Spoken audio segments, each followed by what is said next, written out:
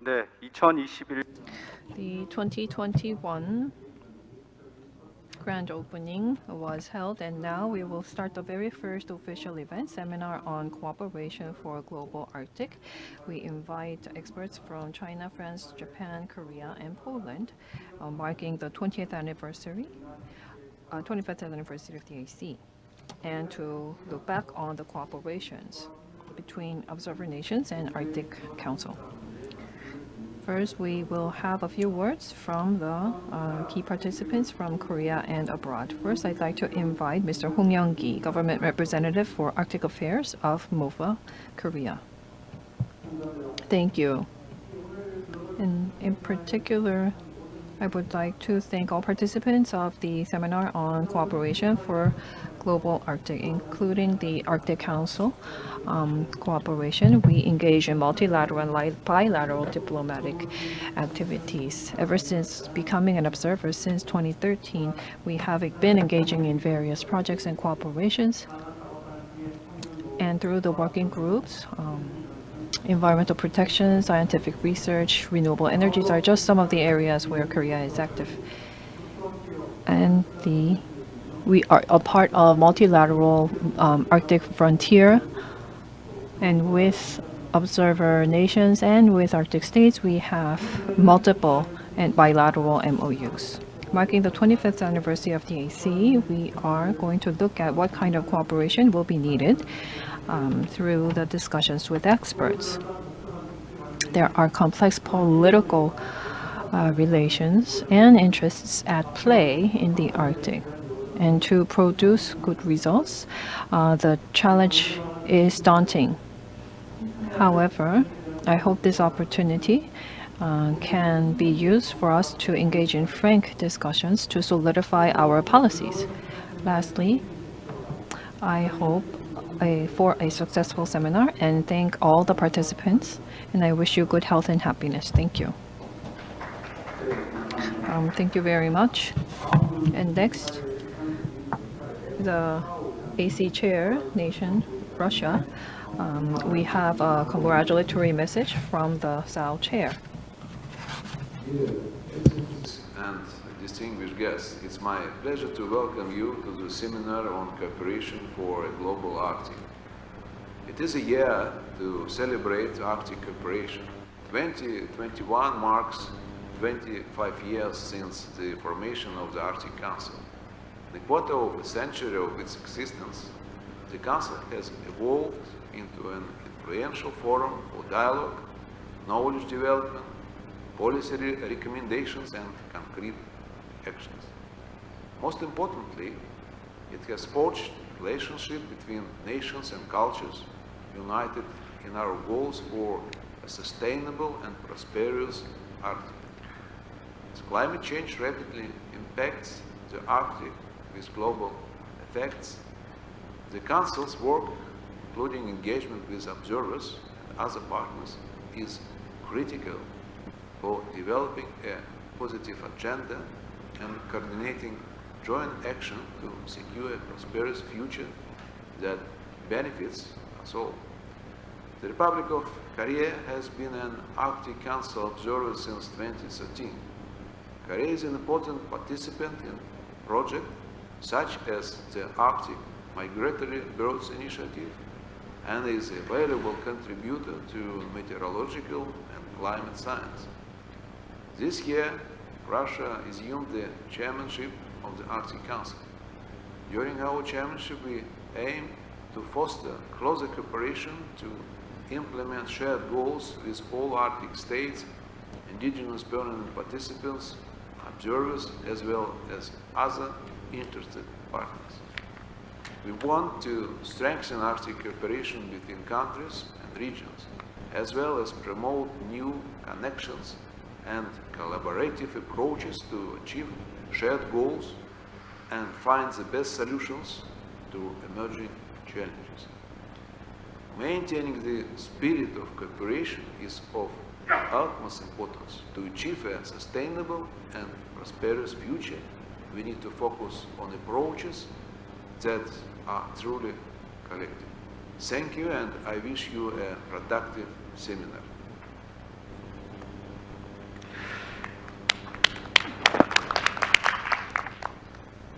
네, 다음으로 And next, the Polar Activities Promotion Act, the building of the next IBRV are some of the key achievements led by the Director General Song Sang-gun of MOF, and we will hear a few words. 해양수산 Good afternoon, ladies and gentlemen. I'm Song Sang-gun, Director General for Marine Policy Bureau of the Ministry of Oceans and Fisheries. I would like to express my appreciation to everyone for gracing us with their presence at the very first seminar on cooperation for global Arctic today, including Ambassador for Arctic Cooperation Hong Young-kim and Acting President Kim Jong-duk of KMI and President Kang Sung-ho of COPRI, and I would like to extend my gratitude to all of those involved in organizing today's event, as well as our participants today at the seminar. Korea started its Arctic activities with Arctic scientific research in 1993 and laid the foundation for full-scale Arctic research by establishing the Dasan Arctic Station in 2002 and the research icebreaker Araon in 2009. By utilizing the icebreaker Araon, we have been continuously promoting research cooperation with various countries in areas such as oceanographic observation and research on sea ice and marine environment ecosystems. And in recognition of these efforts and scientific achievements, in 2013, we obtained the status of observer of the Arctic Council. As a responsible observer country, Korea has been working to expand cooperation with Arctic countries. Korea participated in the PAME, or Protection of the Arctic Marine Environment Working Group's Arctic Marine Indigenous Use Mapping Project in 2017 to promote, for the first time as an observer state, a working group project in cooperation with indigenous people. As such, through exemplary Arctic Council working group activities, Korea built a tightly knitted network of Arctic cooperation based on trust. In addition, we are broadening our exchanges with Arctic countries by establishing a Korean-style Arctic cooperation platform such as Arctic Partnership Week and Korea Arctic Academy. In particular, this year, the Polar Activities Promotion Act was enacted to support systematic polar activities encompassing the Arctic and the Antarctic. And the plan to build our next-generation research icebreaker capable of high-latitude research above 30 degrees of the northern latitude was confirmed, citing just some examples of our efforts in building the institutions and infrastructure to carry out Arctic activities. In addition, based on the mature conditions in Korea and the cooperative network accumulated abroad, we established a new Arctic strategy to widely usher in the Arctic Era 2050. The essence of this strategy is to, in line with the country's changed status from the past, build strong trust with Arctic countries, indigenous groups, and the international community actively participating in and contributing to solving issues facing the Arctic Circle, such as climate change, environmental conservation, and cooperation with indigenous communities. To respond to the Arctic climate crisis, we will build a comprehensive Arctic Circle observation network essential for climate change research and share relevant data with foreign countries and international organizations to contribute to enhancing our ability to respond to climate change in the Arctic. In particular, in order to participate in solving the current issues of indigenous communities facing crises such as that of settlements and infectious diseases arising from the changes in the Arctic environment, we plan to expand research investments in response to environmental issues directly related to the survival of indigenous peoples. The Republic of Korea will continue to strive to become a trusted Arctic partner that opens the future of the Arctic. This event was also held today to carry out our role as a responsible observer state and to strengthen cooperation amongst observer nations. I believe this is a very meaningful event where experts from the observer countries of the Arctic Council come together to explore new Arctic cooperation. Although it was not possible for all observer state experts to gather in one place due to various restrictions, I hope that you will together muster your wisdom so that a new direction for Arctic cooperation can be suggested and practical policies can be identified. Based on today's achievements, I sincerely hope that today's inaugural event develops into a flagship forum that regularly discusses cooperation between the Arctic Council and observer states in the future. Once again, I would like to welcome all the participants and wish all the members of the polar community good health and happiness. Thank you very much. 네, 송상 Thank you, Director General Song, for your good words. And next is the organizer of this event, Acting President of Kim Jong-duk of KMI. 네, 안녕하십니까. Good day, ladies and gentlemen. I am Kim Jong-duk, Acting President of Korea Maritime Institute. I would like to first sincerely thank everyone today for the seminar, for coming to the seminar on cooperation for global Arctic. I would like to express my special thanks to Director General Song Sang-keun for Marine Policy Bureau of the Ministry of Oceans and Fisheries, and also Ambassador Hong Young-gi for Arctic Cooperation from MOFA, and President Kang Sung-ho of COPRI for taking out of their busy schedules. And I would like to also extend my gratitude to our speakers from China, from Poland, from Japan, as well as France. The Arctic is a space of global cooperation, and the importance of close cooperation between the Arctic and non-Arctic regions is growing in order to solve various Arctic issues such as scientific research, response to the climate crisis, protection of marine ecosystems, and economic activities. In particular, this year marks the 25th anniversary of the establishment of the Arctic Council and the year in which the Arctic Council 2030 strategy was established. And we are at a point in time where the role of the observer is becoming more important than ever to strengthen Arctic cooperation centered on the Arctic Council. Against this backdrop, today's seminar on cooperation for global Arctic was prepared to commemorate the 25th anniversary of the Arctic Council and to seek future-oriented cooperation directions with Arctic Council experts from various observer states. In particular, this year is assessed to have marked a milestone in Korea's Arctic policy. There were significant achievements such as the enactment of the Polar Activities Promotion Act and the finalization of the plan to build the next-generation research icebreaker, as well as the 2050 Arctic Activity Strategy. I truly believe that today's seminar will serve as an important venue to engage in some systematic collaboration amongst the observer states. Once again, thank you all and welcome participants to the seminar. 네, And last but not least, the leading institute of Korea's polar research. From COPRI, we have President Kang Sung-ho. Hello, I am Kang Sung-ho, President of COPRI. At the 2021 APW, we just held the grand opening. And as an observer to the Arctic Council, Korea will now share its status and prospect of Arctic cooperation. Director General Song Sang-keun, Representative Hong Young-gi for Arctic Affairs, Acting President Kim Jong-duk of KMI, who prepared this seminar, and all staff, thank you very much for all your hard work. In May 2013, Korea obtained the observer status.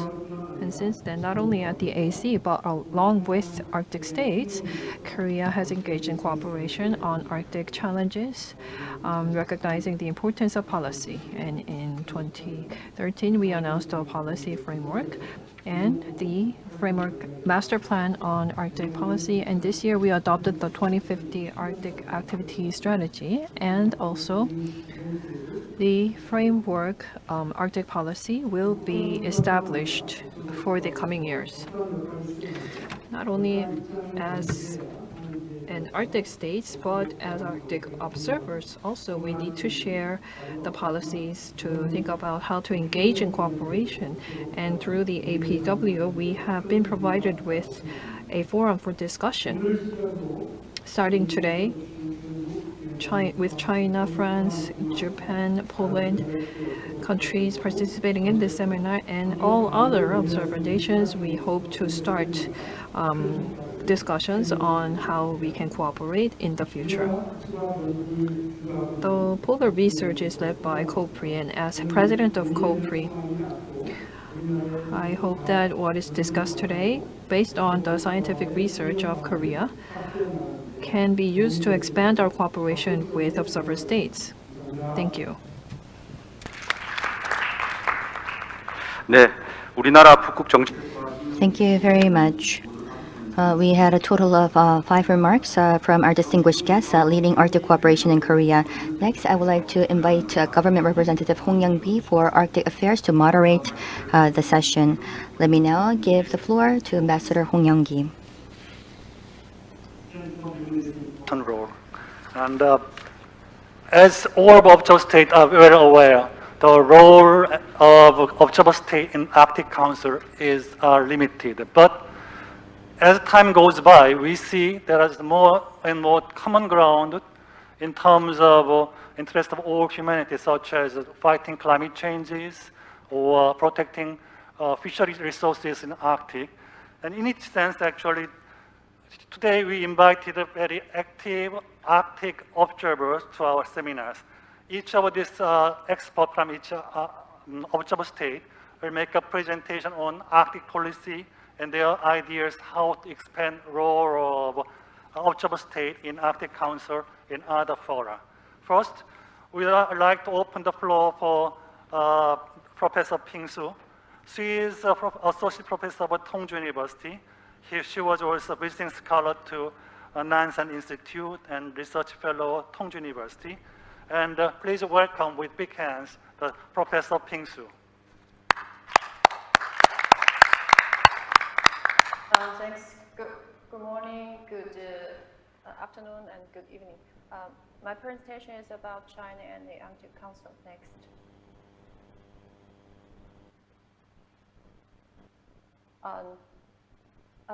I'm invited to speak for 3 parts. Firstly, national Arctic policy. How does China see the Arctic affairs? There is no single comprehensive treaty for all Arctic affairs in China's opinion. The Charter of the United Nations, UNCLOS, Spitsbergen Treaty, and other treaties will govern Arctic affairs.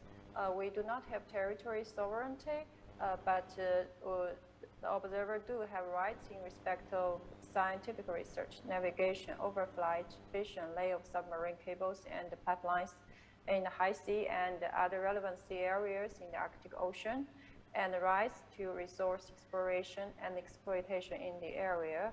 In addition, contracting parties to the Spitsbergen Treaty enjoy some other rights. Okay, next. How does China see the Arctic affairs?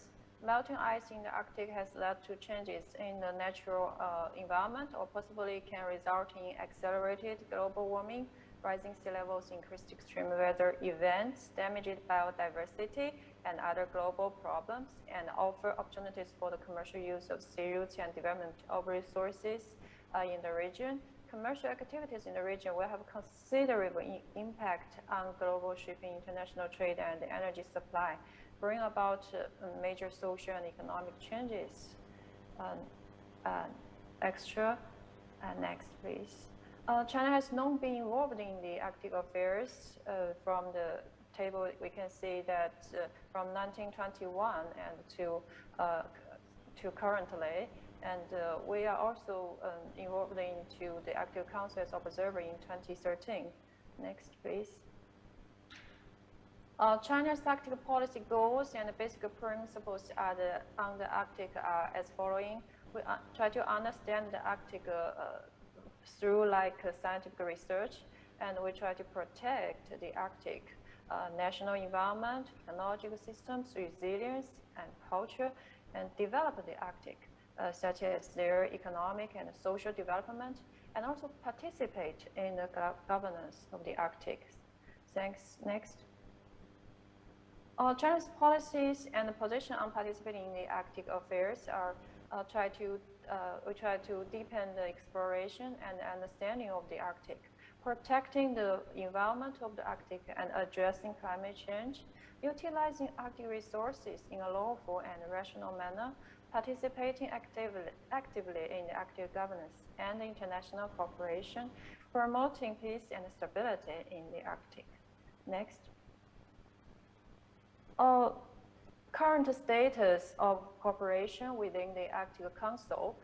Firstly, China strictly follows the Observer Manual of Arctic Council, and at the same time, we actively send experts to join the working group of Arctic Council, such as, like me, SDWG, and my colleague in Tongji University in Palm, and also like CAF and AMF, we also have different delegates here. And China also joined all government meeting opening to observers, such as ministerial meeting and SEO. Next. And we have already sent more than 25 experts to research programs. The numbers are here, like 2 for the Global Ocean Expedition Observing Network of them, and 2 for recommendation and review of relevant reports of the active contaminants action programs. Extra. Next, please.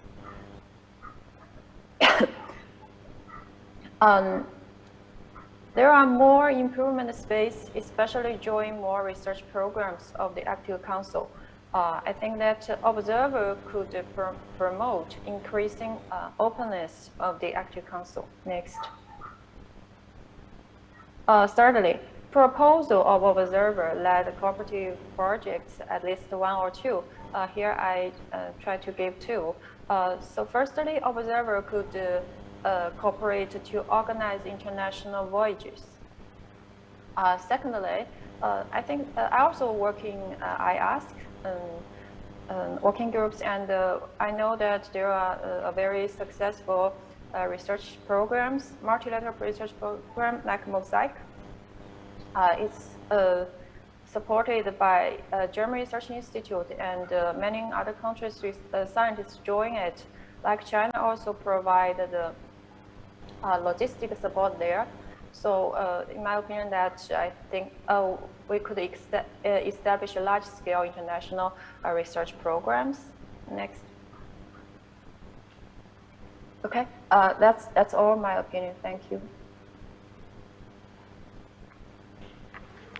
Thank you, Professor Ping-Su. Professor Ping-Su very concisely and beautifully outlined China's Arctic policy, also made some useful proposals about how to further Arctic activity of observer states, such as cooperation within AC to promote research, join more research programs, or observer cooperate to organize international open voyages. Now, I wish to open the floor not just to the panelists, but also all the participants here. We have 5 minutes, so I wish all of you at least raise 1 or 2 questions to Professor Ping-Su about her presentation. Thank you.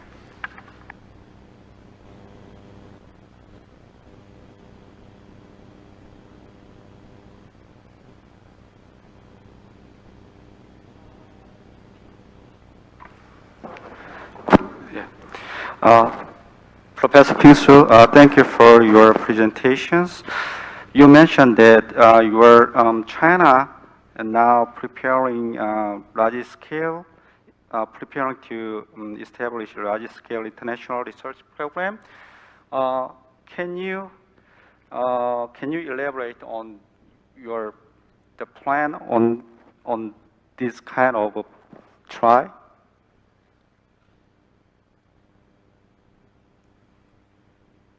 Sorry, I'm cutting off.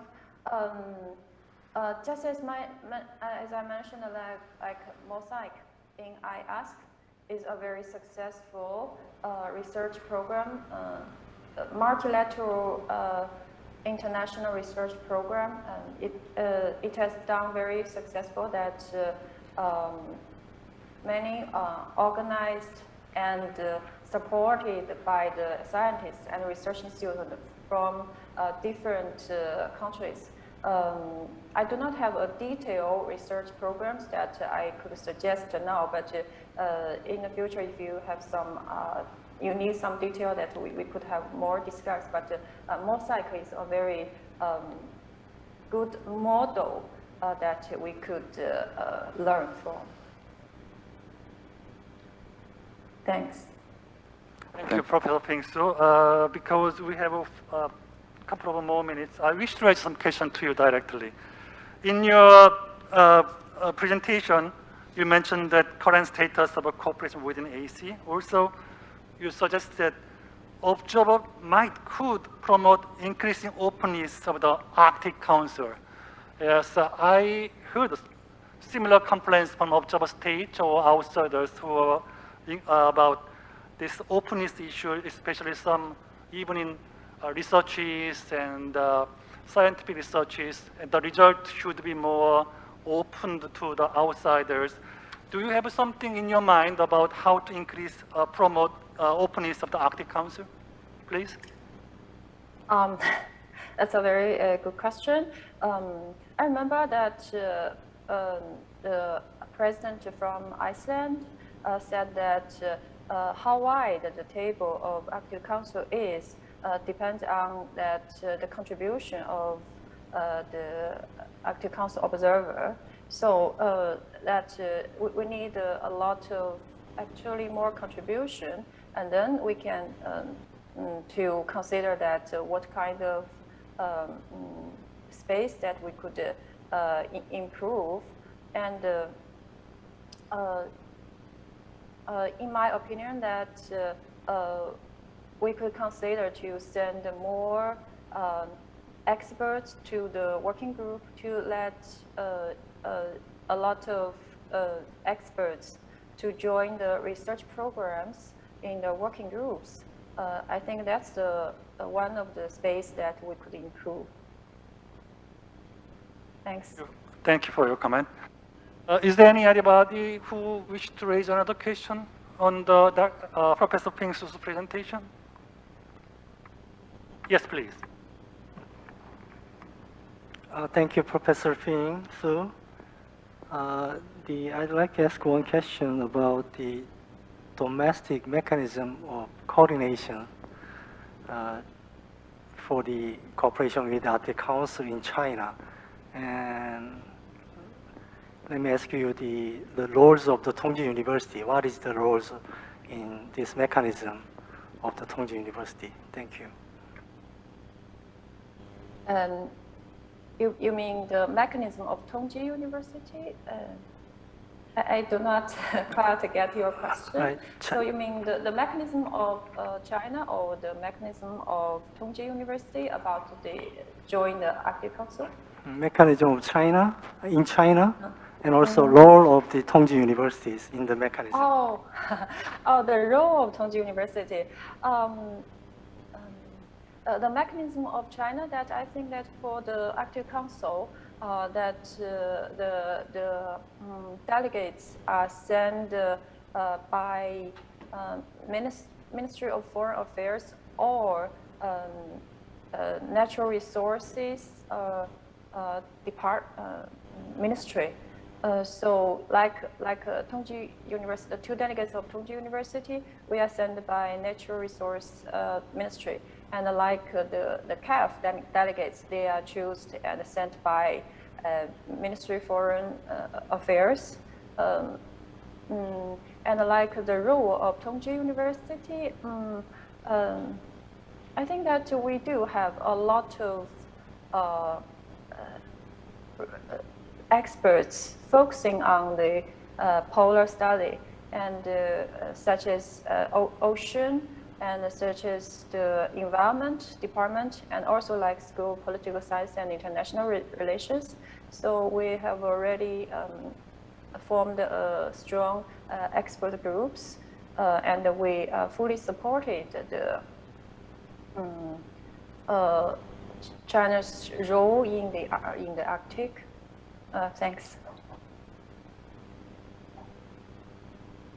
Maybe I think I can take one more question toward China's Arctic policy, because we have a great interest in this area. The floor is open again. Is there anybody who can?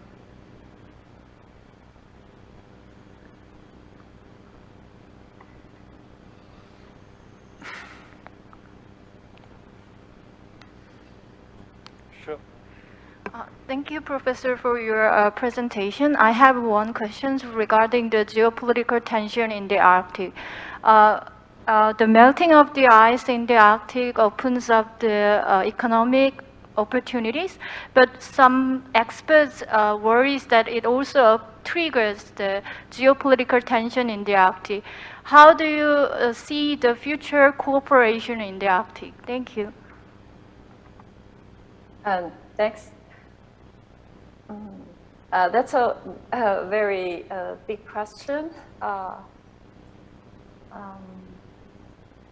think that the Arctic is a very important geopolitical position, as we all know that it's a special place, and also, in my opinion, that I'm deeply influenced by anthropology ideas. So I think that the climate change is more important than the geopolitical attention. So I think that that's the global challenge that every country has to face. So it needs the cooperation not only in the Arctic states, but also the states from like observer country and other country. Thanks. Thank you. I'll take just one more question because we still have time. And sorry for that, but actually inviting China in this forum means something to all of us. And I think there are many colleagues who wish to make a question on China's Arctic policy here.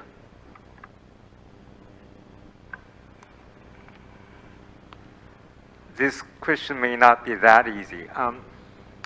Do you think near Arctic policy of China will stand for the time being?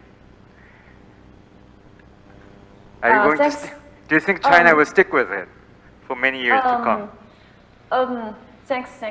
That's a very good question. Actually, it's not difficult for me because although that the National Arctic White Paper of China said that we are near Arctic states, but from my opinion, I always see that it's not necessary for China to see that because we are deeply influenced by climate change, and also we have many access to the Arctic. We do not need to see that we are the near Arctic state.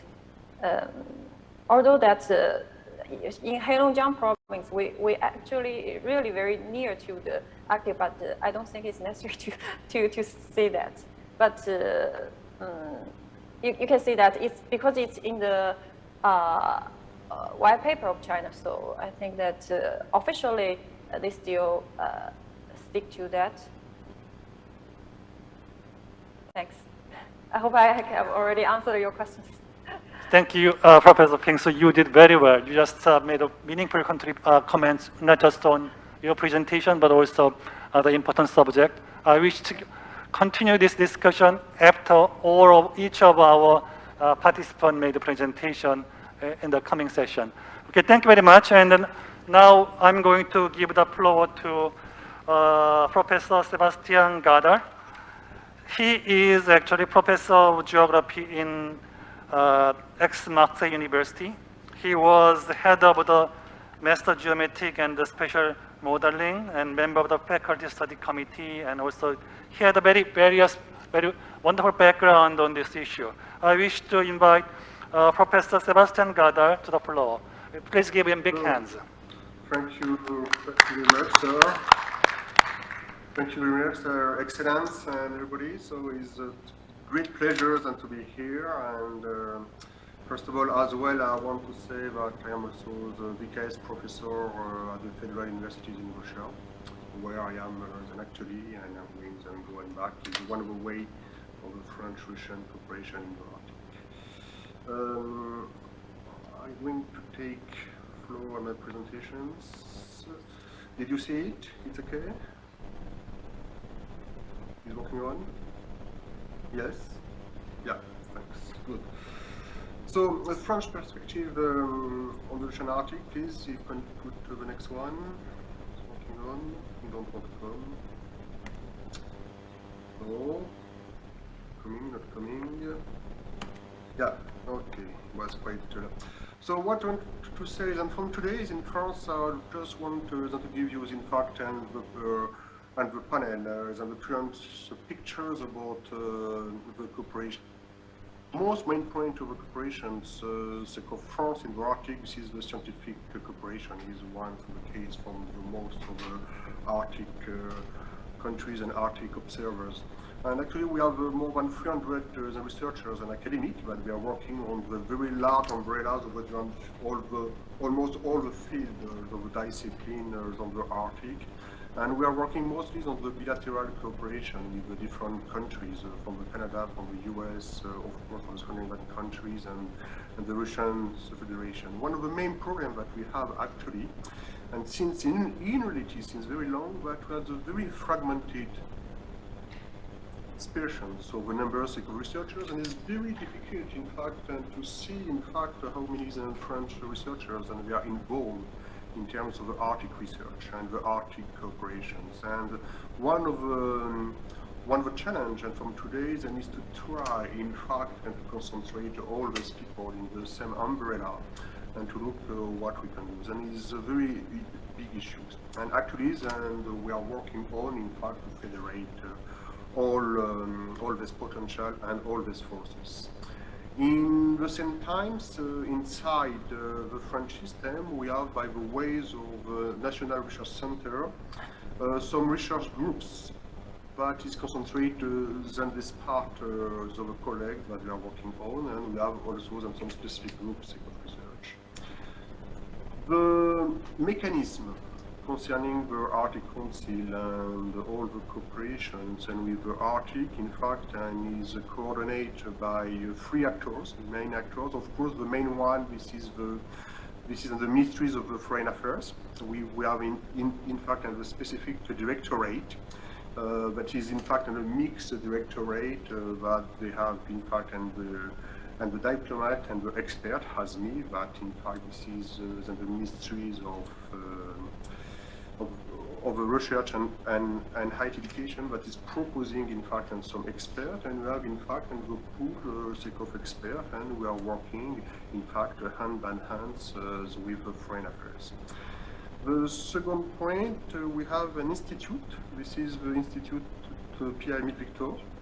It's an institute that his objective, in fact, is to support in terms of logistics and sometimes in terms of grant support of the research in Arctica and in Antarctica. And we are making, in fact, the coordinations between the expert about who is doing that. And at the list, we have, in fact, the CNRS that is presenting also some expert, and we have in fact this pool set of expert that we are working with the Foreign Office, and we are managing in fact all the bilateral operations. And in the second way, this is the positions of France, but we have also some colleagues from Poland, and we can talk about that, about who strong positioning inside, in fact, than the European scientist committees, but they are quite important with a lot of budget, because of the European Union putting on the table around 200 million of euros in terms of polar research, and by this way, the French are strongly represented on the board, and they're participating, and by this way, on the European policy in terms of polar affairs and polar research. I don't know, we have some problem. My computer is blocked, I don't know what's happening between, I'm very sorry, but I cannot go to the next slide. Right, it's blocked. Very sorry. Okay, it's coming back. So, but from now we have in fact since 2-3 years in fact some new actors, and the new actors is the universities. We have some small universities like the universities of Versailles, Saint-Quentin, but they are working more particularly on the Arctic affairs, and we have now the coming since this year of the big universities like my university, Aix-Marseille University, where also we are covering the large numbers of disciplines of Arctic affairs, and from the law to the politics and to the oceanographies and geography, anthropology. So we are covering all the umbrella. And now, in fact, we are going in fact, and to have the new role, in fact, and to participate the Arctic cooperation in terms of research and, of course, on the academic affairs. And by this way, so we are building and co-building inside of the European Union, but by the bilateral cooperation, as well a lot of joint master programs with some different countries. And for example, myself, I build a very promising international master programs between France and Russia that will be now open to Scandinavian countries and probably. And as well, each of these very big universities have some very deep expertise, like Paris-Saclay on climatology. So the policy of foreign affairs is released, in fact, and to coordinate all the French actors and to try, in fact, and with one voice that is not so easy. And the second way where the universities there will be input and the roles will be, in fact, and by the way, of your Arctic than the Arctic Council, because from the point of view of the Arctic Council, of course, we are observers.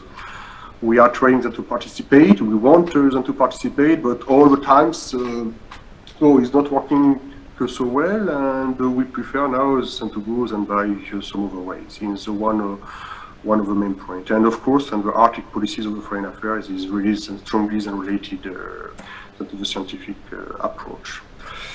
The second point that we never talked about is probably the main point of the Arctic and cooperation is as well the interrelation between the research that the academic and researchers and they are doing with economical issues. And everybody knows that one of the pointers of the Arctic and this is the economical issues. And by this way, we have the role and we are playing, in fact, and the role as experts and the decisions.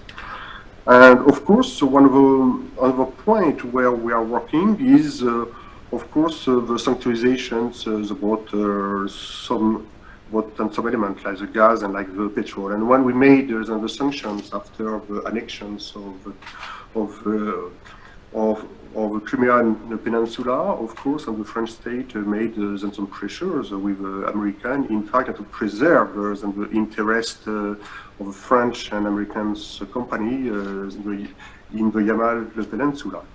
And in fact, what we have to understand that the French policy in terms of diplomacy is totally separate in realities and from the interest and the issues and the policies of the enterprise. Both are totally separated, and we have in fact on the different ways and approach.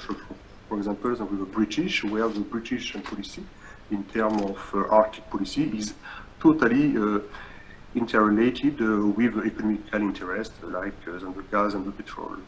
And another point where we are focusing very much is, of course, and to try, in fact, to promote the protection of the Arctic environment and the green exploitations of the environment. And is one of the main points, in fact, where we are focusing. Another main point that we are focusing as well is, of course, on the questions of navigations and the free access to the Arctic for navigation. And it's one of the main points that we are focusing. And we have some colleagues, for example, from ex-Marseille universities in law, that we are working, in fact, on this question as experts. It's one of the main important points that we are. So, Arctic policy that we have, in fact, it was on the roadmap that was made and presented in 2016, and now the President of the Republic asked that the new Arctic Road that will be then presented soon, I hope, then maybe in December, then maybe in the coming of the next year, and will be then presented then by Olivier Poivre-d'Armor about the new Arctic policies of France, and of course it will integrate most and probably all the questions about the impact of the global warming in accordance with the Accord de Paris, with COP21, 22, and 23 right now, because of course one of the interests has many countries about the impact of the global warming. Say, this is the impact that we can have and the consequences that we can have for the national territory in terms of invest. One kind of invest we have to do in terms of infrastructures, some population, but for the long term, for the next 30 years and 40 years, and is a lot of money. And of course, for the state, need to have, in fact, a more or less clear view where the state must invest according to the impact of global warming, that is totally unrelated with what's happening in the Arctic. And he was presented at the first time in 2006 in the French policies of the Grenelle de l'Environnement. So it was one of the French policies. Another way that we never talked, but is important for France, is questions, and we talked just before about the tensions in the Arctic, and everybody know that one of the main pointers of the Arctic and one of the main roles of the Arctic in more of the navigations, in more of the protections of the Arctic is the questions of the nuclear war decisions. Of course, the most majorities of the nuclear submarine they are in the Arctic, and is one of the main points for us in terms of protections of Europe, and is a very strong zone of conflict. And of course, when we have to make the interrelationships with interest, the geopolitical interest in terms of safety, with economic interest and the interest in terms of protections of the environment, sometimes is not so easy and to find, in fact, a good deal, in fact.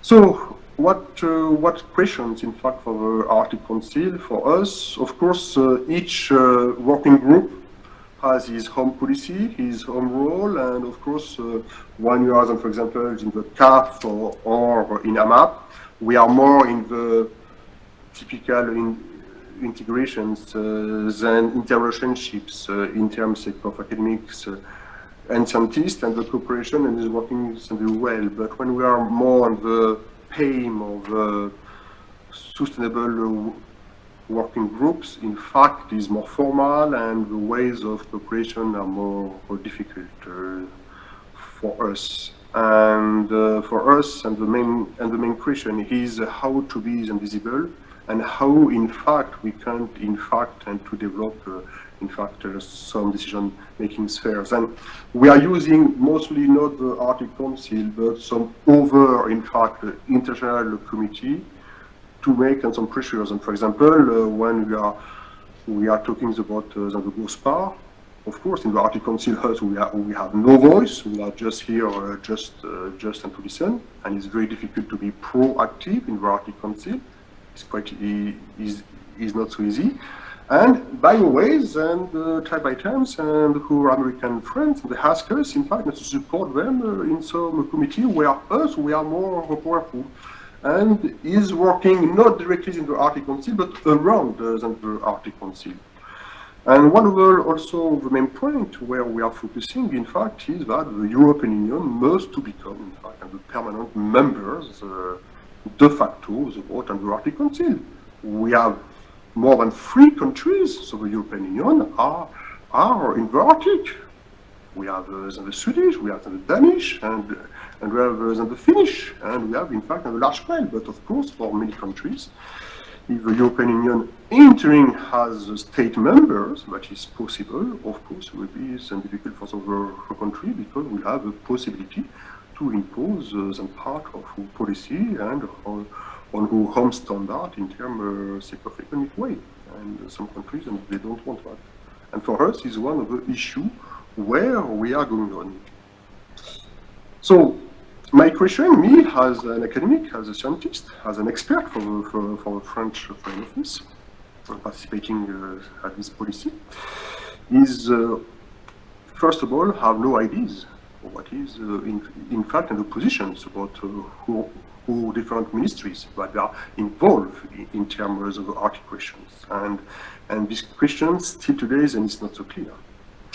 The second question is, this is the most easy way, of course, and is maybe then to promote, in fact, and the network of the observer state, and to develop who joint cooperation in terms of research programs. And and maybe then to develop between and the Arctic state and the network sector-state programs. I think it would be one of the way where we can have, in fact, and the better voice and the more open voice than to the Arctic Council, and to show that in reality we are active, because we are active, but we are not visible.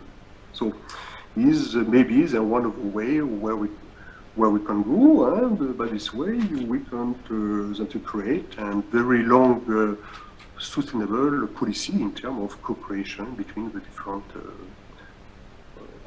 Arctic observer states. So that is one of my proposal, and this is a proposal we already discussed with some of our observers. So thank you very much, and I give you the floor back for any questions.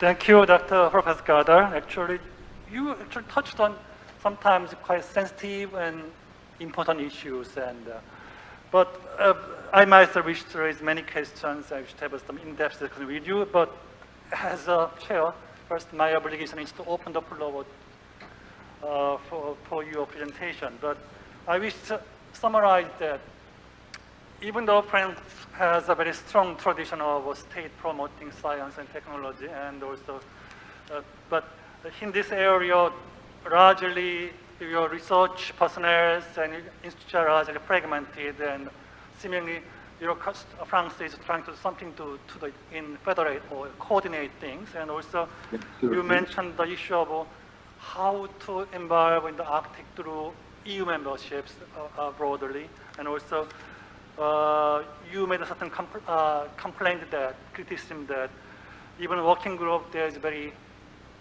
limited room for the observers to invest their scientific capability. And but anyhow, I wish to open the floor to the points you may raised. Okay, please.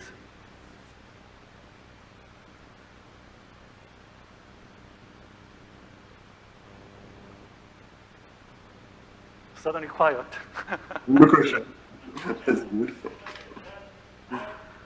Maybe it's clear.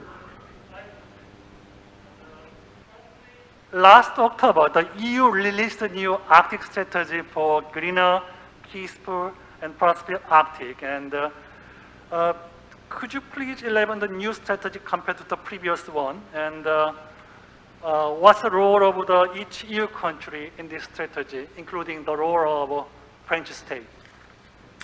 So we have talking the role of a strong role in terms of protection. So the environment and the scientific aspect is very clear, and we are working on the Arctic more than 1 century. So it's not new, and we have a long tradition of working about this issue, about these questions.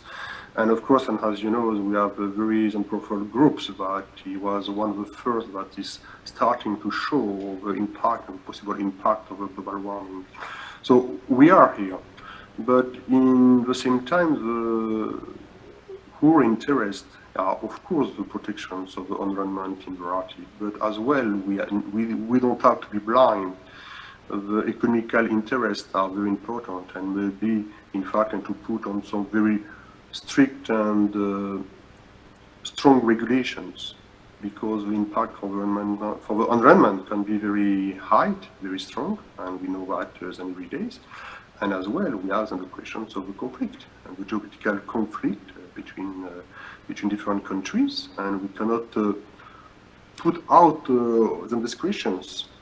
It is one of the points where we are focusing and more.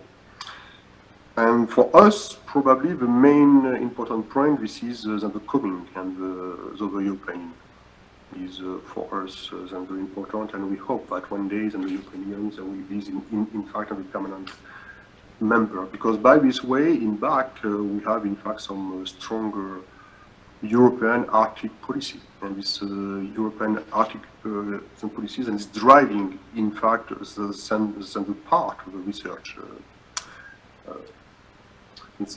in the Arctic. It's one of the main points where we are focusing. Okay, I try to go one step deeper into these questions, and in your presentation, you use the word French state at that. And everybody knows that still France actually has a very strong central government who is have certain control on many issues. And in your own presentation, the French state is intervening on economic issues when there are geopolitical considerations. And Yes. and Yeah, because- is there any kind of differences between EU policy on Arctic and the French policy on Arctic regarding geopolitical considerations? Okay, if we are going back then 15 years ago, the European policy it was in fact drove by the French policies and especially then by Michel Rocard, but he was the French representative of the Arctic, he was the former Prime Minister. And of course, a large part of the European Arctic policy was built by himself, okay? And by the way, we have in fact a strong convergence between the European Arctic policies and the French Arctic policy. But now, of course, and it's very good, we have some new European countries that they are there, they have their own view, their own an opinion, and we are building, in fact, on the Arctic policy, but this Arctic policy is mainly focusing in reality of the scientific affairs and about the questions of global warming.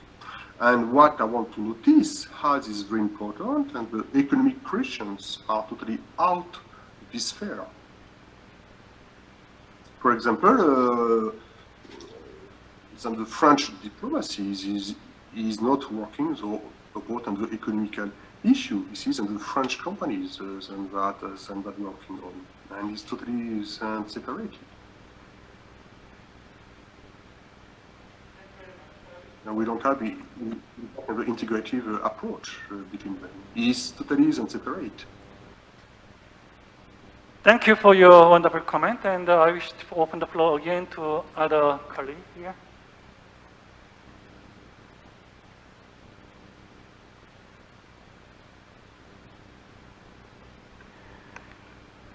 What still resonates in my head, Yeah. same point, French state can intervene on issues of economic importance when there is geopolitical consideration.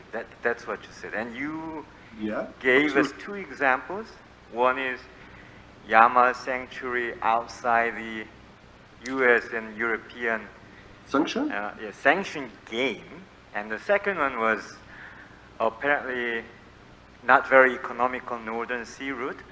Yeah, Are absolutely. you saying France is taking some concrete measures at a government level, like offer some incentives or do some negotiating roles, things like that? Yeah, Is it, because- what kind of form does it take, the Okay. governmental intervention? Thank you. I don't want to enter in the soup, but for example, in terms of policy in the foreign affairs. So me, I'm not in the foreign affairs, but I see and what's happening in the foreign affairs. You have the economic department, and you have the department like hers that is working about the questions of science, the questions of cooperation and policy. And in reality, if you are talking with large partners of the maritime company, if you are asking them, is there any economical rentability to use the North Sea Road, they will answer you, no, we have no rentability. It's not interesting. Because the economical model of a North Sea Road not entering in their consideration. So we have some French company that is one of the biggest in the world, and if they're saying that we are not interested, we are not going to support this initiative. This is one of the points, and the President Macron said 2 years ago that the President Putin that we are not interested by the North Sea Road. It's clear, and it was said directly. So now, I cannot say that in the next years, the next 2 years, they will not have, in fact, a change of policy, but until now, it was this one. And the second point is a very important point. This is the free access to the Arctic Sea. If you are one day and the part of the traffic between Asia and Europe that's crossing by the North Sea Road, and one country or two countries that are controlling this flux is a problem, a huge problem, and we cannot consider that as something that is profitable. I don't think so, but some countries, they will accept that the flux, that the one main economic flux will be some controlled by one state. It's clear. And this is why, since 2014, 2015, we have a joint voice between France and the US to promote, in fact, the free navigations in the Arctic. It's clear. Thank you very much, Professor Gadar. You also raised additional interesting question, but I wish to delay to the later session. But now I wish to move on to next speaker, Professor Fujio Onishi from Japan. He will make a presentation on Japan's Arctic policy as well. Please welcome him with big hand, please.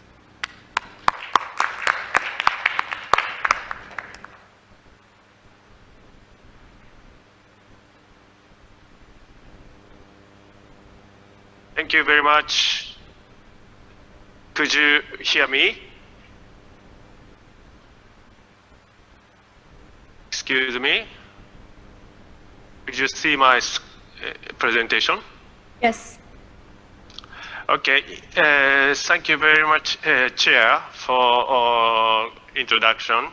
And I'm very grateful to participate in this opportunity and present my view on Japan's Arctic policy.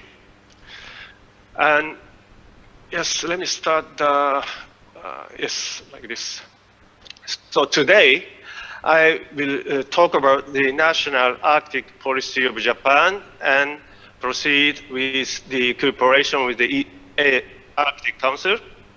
And finally, I make some comments on the possible proposal of observatory projects from a Japanese perspective. So first, let me explain the milestones in the development of Arctic policy of Japan. There is a big demarcation before and after 2013. So in 2013, Japanese government obtained their observer status at the Arctic Council. Before that, the the measures related to the Arctic were conducted at the each ministerial level. But after 2013, obtaining observer status at the Arctic Council, the government came to consider the Arctic issue at the much higher authorities, like at the cabinet. The first signal made it clear when the government included the Arctic issues into the second basic plan on ocean policy in 2013. And the 2 years later, Japanese government formulated the first Arctic policy. And more recently, in 2018, the Arctic policy was also indicated in the third basic plan on ocean policy. And as you see from this slide, the basic plan on ocean policy is a sort of action plan of ocean policy. So, you can easily understand that Japanese Arctic policy is strongly influenced by the ocean policy of Japan. And each action plan will be renewed in every 5 years. So in 2023, we will have new basic plan on ocean policy. So we will see how the Arctic policy will be located in that policy. Okay, next slide. Let me explain the position of Arctic policy within the context of ocean policy. In the second basic plan on ocean policy, the Arctic policy was located in the other, as one of the other measures. So, namely, you can easily understand the Arctic policy is not obtained in the higher status within the ocean policy. However, in the third basic plan, position of Arctic policy is elevated. It's one of the 7 basic measures of ocean policy. That's a big change, actually. Okay, let me look into the content of the Japan's Arctic policy. I mean, there are 3 pillars. The first pillar is research and development. In this branch, we have doing in the Arctic data archive system, and also we are conducting international collaboration sites. And also we have Earth observation satellite data system as well. And in the observation and research sphere, the Arctic sustainability challenge between 2015 and 2020. And now we have second phase of the ARCS project. We used to call ARCS 2, which will last until 2024. And the last year, as you may know, the government made a decision on construction of Arctic research ship. So that was also big news for Japanese, the Arctic researchers community in Japan. In the branch of the international cooperation, the government is conducting, continue the engagement in the Arctic Council, and also Japanese government joined the agreement to prevent unregulated high seas fishery in the Central Arctic Ocean. And also, Japanese government is very much a very active player in the Arctic Science Ministerial, because we hosted the Science Ministerial in Tokyo. And we also, the Japanese government also engaged in trilateral high-level dialogue among the China, South Korea, and Japan. And we, Japanese government have number of bilateral cooperation with Arctic countries. And also the important personnel from government used to attend Arctic Circle as well, in the name of the international cooperation. As to the sustainable use, the JBIC, Japanese Bank of Investment Corporation, International Corporation, and also other Japanese governmental agency joined the Yamal LNG project, and also Arctic LNG 2 project as well. So all these measures or policies are controlled by headquarters for ocean policy. As you see, you see the very strong connection between the Arctic policy and the ocean policy. So let me take an example of the project under the branch of research and development. So that's ARCS 2 project. This project will promote advanced and interdisciplinary research on the Arctic aiming for the social implementation of the results. And these projects have 4 strategic goals. First is advanced observation of Arctic environmental change, and second, the improvement of weather and climate prediction. Third, impact of Arctic environmental change on society.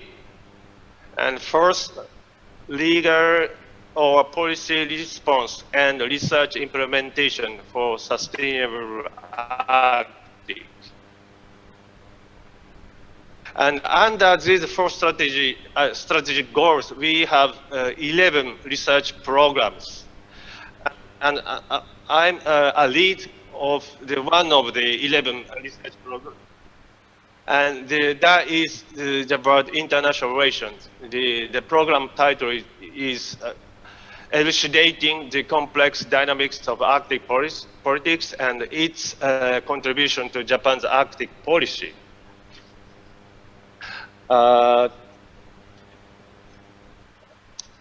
This program will contribute to accuracy of scientific knowledge and by conducting research to holistically elucidate the diverse interests at play, which are rooted in values such as indigenous and traditional knowledge, as well as the complex political process in the Arctic, which are formed through the confrontation and coordination between diverse actors, stakeholders such as state authorities, local authorities, non-profit organizations, indigenous groups, and scientists.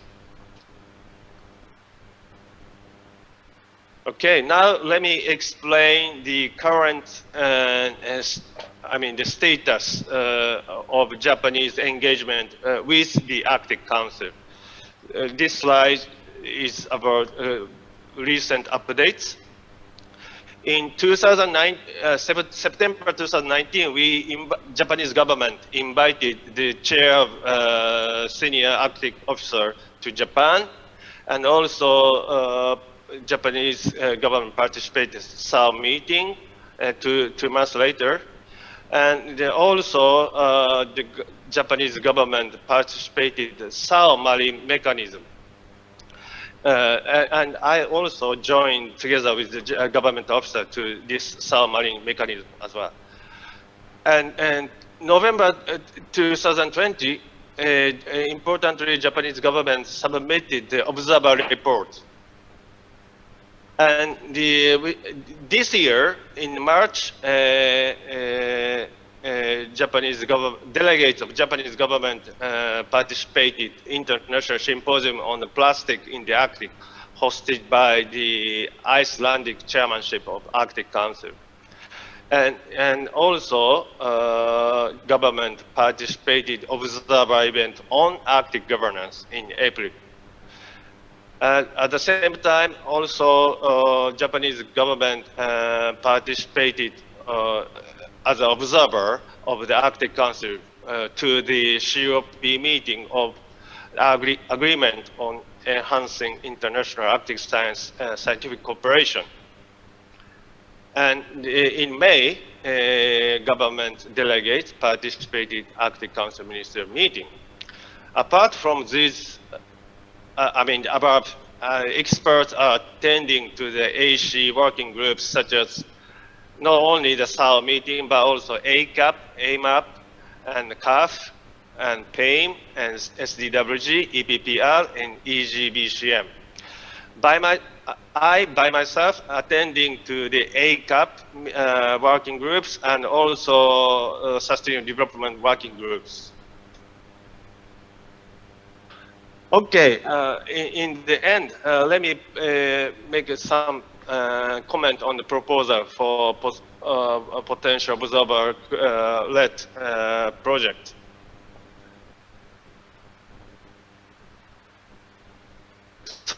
Before we start working with the project, in my opinion, we need to understand each others. Otherwise, any project will neither prolong for certain duration nor produce good results. Here we find the importance of dialogue. And also, here we will find the role of the social scientists facilitating such dialogue. I mean, this slide is an example of such an attempt. Let me introduce the example. The thematic network on Arctic in Asia and Asia in the Arctic. This thematic network aims to bridge the growing symbiotic interest and active engagement between the Arctic and Asia, and we argue that it fits into the visions of inclusivity of the University of the Arctic in the advancement of education, science, research, and policy based on reciprocity and equality and trust between Northerners and other partners. It also aims to interrogate the swiftly growing interest, presence, and engagement of Asian stakeholders in the Arctic, whether as scientists and researchers, tourists, artists, and curators, entrepreneurs, or policymakers. The goal is to create and strengthen the knowledge and understanding on the relationship between the Arctic and Asia, including the lessons that may be learned from each other. But it is also welcome for participants from non-Arctic states outside the Asia. Thank you for attention. Thank you, Professor Onishi. And Professor Onishi is the Associate Professor of Hokkaido University, also Naba University. He also worked as a researcher in Norwegian Institute for Defense Studies. And today, he made a very detailed, actually, presentation on the Japan's Arctic policy. And also, I found that his observer-led proposal, such as a thematic network, is actually give us something, food for thought. And now I wish to open the floor for all of our participants.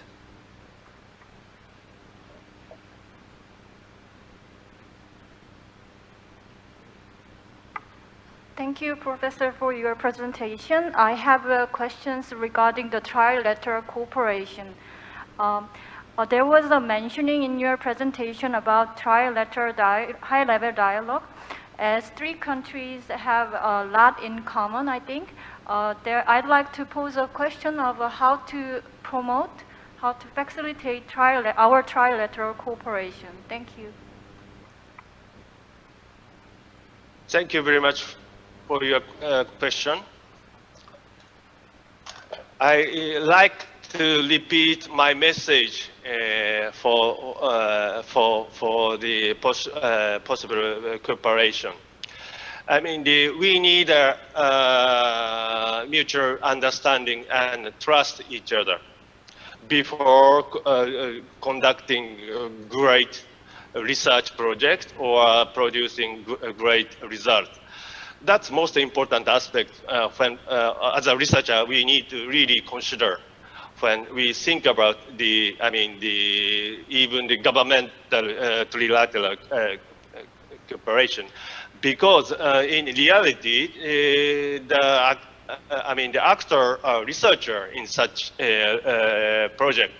So, the governmental level is very important, but the foundation consisted of the researchers. So among researchers of three countries, before we reaching some concrete proposal, we need to facilitate our understanding of our position and interest, and continue dialogue and build trust among us. That's my answer. May I answer to you? Thank you very much for your comment. And is there anybody who wishes to raise a question on Professor Onishi's presentation?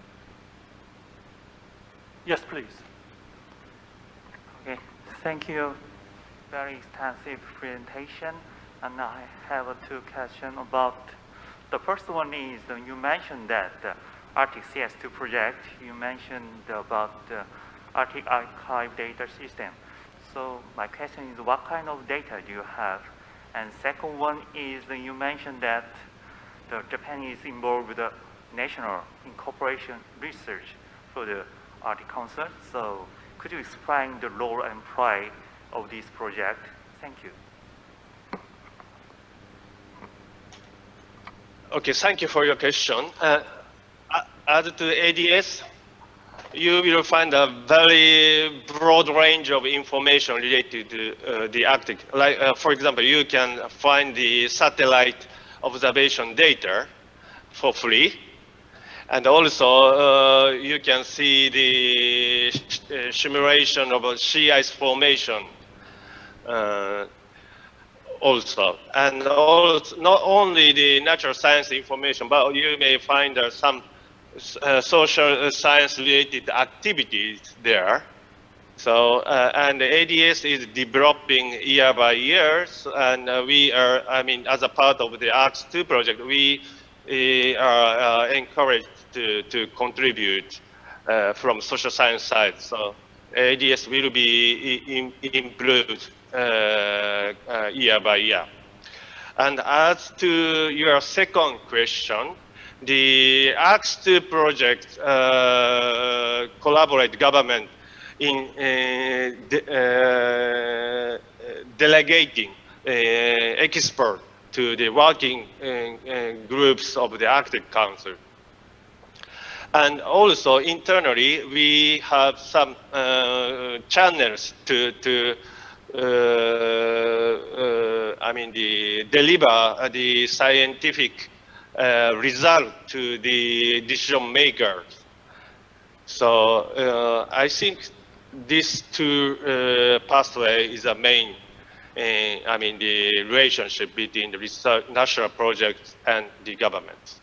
Thank you.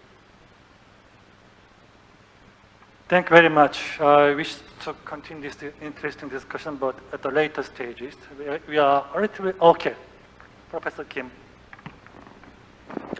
Hi, Fujio. Hello, Kim-san. Nice to see you again. Long Nice time to see no you see. too. How are you? I'm fine, thank you. Good to hear your voice in the online. Thank you very much. And thank you very much for Thank your you. proposal in the EU-Arctic cooperations. I think this is very meaningful. And the Hokkaido University is one of the oldest members of the EU-Arctic. In Korea, my institute and the COPRI is also member of the EU-Arctic. And I can see the lots of the Chinese universities are listed on the member of the EU-Arctic. So this is very important and meaningful collaboration areas among these the three countries. Thank you very much.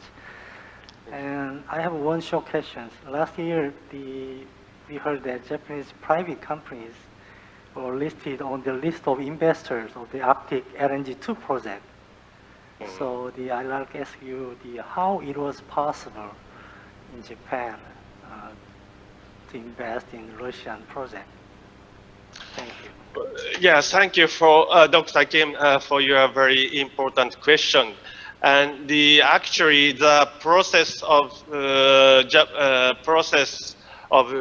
private company joining the Arctic LNG2 project is so complicated, as well as the process regarding the Arctic LNG2 project.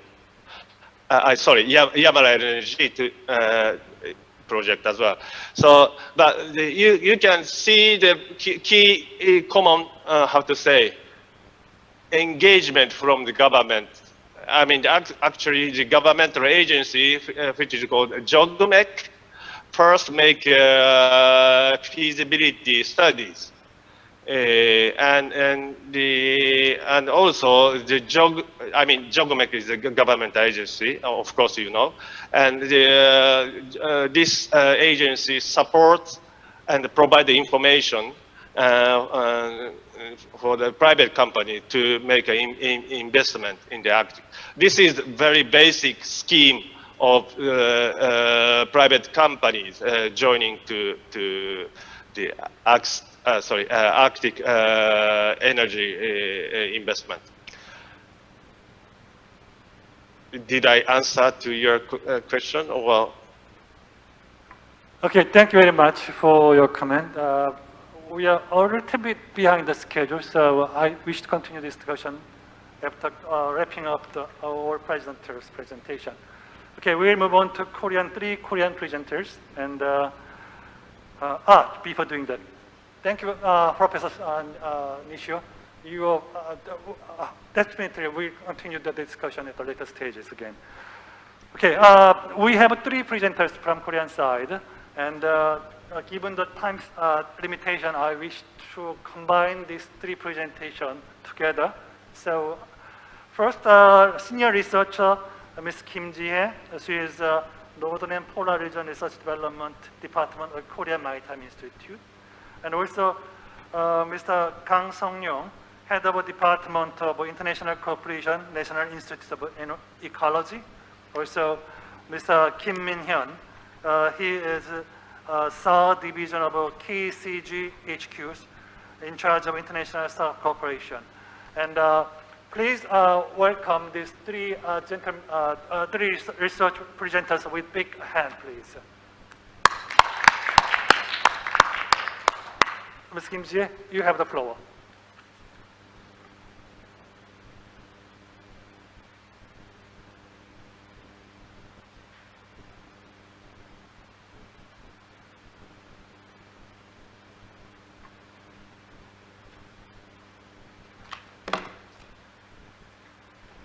네, 소개 감사드립니다. 오늘 한국 Thank you for the introduction. I would like to present the Korean Arctic policy and cooperation with the Arctic Council. I would like to give you an overview of how Korea is cooperating through the Arctic Council, and the next presenter, next two presenters will elaborate on specific projects. First, Korea became an observer to the Arctic Council in 2013, which served as an important turning point in Korea's Arctic activities. In the same year, the Korean government established its first Arctic policy in December. And Korea's observership also broadened its Arctic activities from mainly scientific fields to governance, Arctic sea routes, energy, next generation talent development, and many other areas of interest. As a responsible observer, Korea is committed to building an Arctic partnership, at the center of which is the Arctic Council. Through Korea's policy framework for the promotion of Arctic activities and the 2050 Arctic Activities Strategy, Korea also aims to bolster cooperation with the Arctic Council, which is the consultative body among the Arctic states, thereby contributing to resolve Arctic challenges.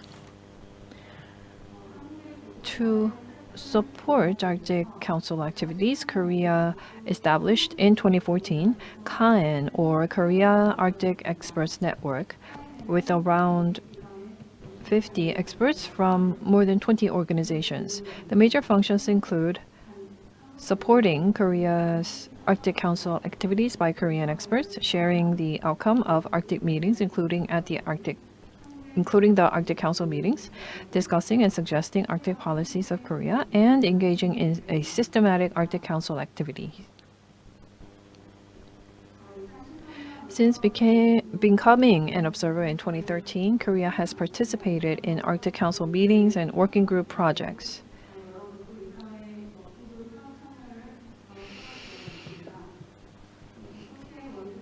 AMIUM was the first working group project that Korea participated in, led by the AIA, one of the permanent participants of the Arctic Council. Through the AMIUM project, Korea contributed to mapping the marine usage of indigenous people of the Aleutian Islands, which could be the basis of selecting and using sea routes through government policies.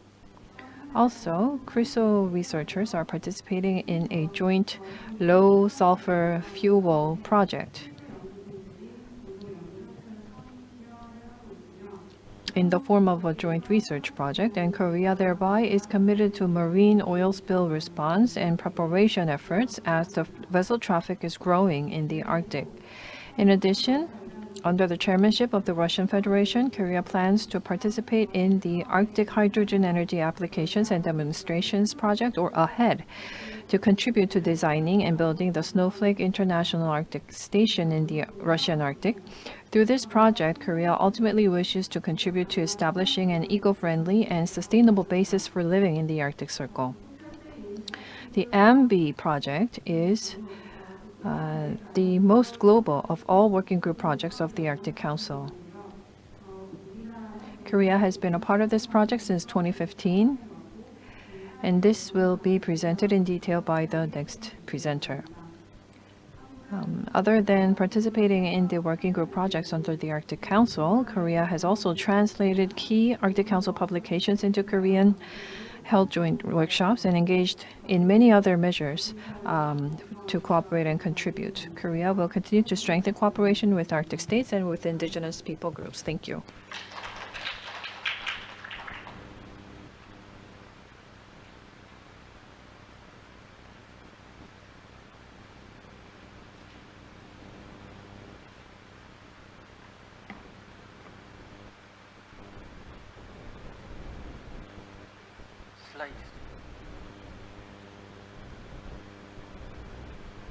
슬라이드 좀 부탁드리겠습니다. Slides, please. 네, 안녕하세요. 저는 Hello, everyone. I'm Kang Song-yong from the Department of International Cooperation of National Institute of Ecology. Today, I would like to talk about a project of CAF, or Conservation of Arctic Flora and Fauna, and particularly the AMBI, or the Arctic Migratory Birds Initiative. So let me give you an update on the activities that are underway. Currently, CAF has been actively engaging non-Arctic states in their programs.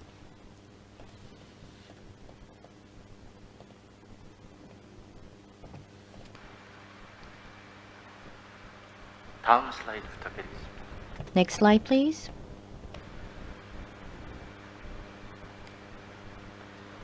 네, CAF는 Conservation of Arctic.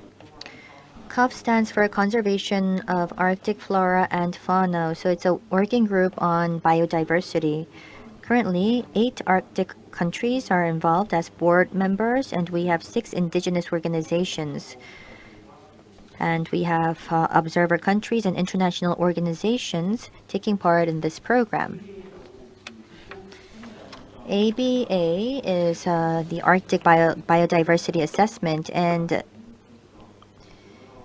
a report was released after the assessment in 2019, and there was a recommendation. It was recommendation number 8 specifically, which had to do with reducing stressors on migratory species range-wide, including habitat degradation and over-harvesting on wintering and staging areas, and along flyways and other migration routes. And based on this recommendation, there were some follow-up measures by CAF, one being the AMBI initiative, the Arctic Migratory Birds Initiative, to protect and preserve the wintering and staging areas of migratory species. And currently, Russia is the chair.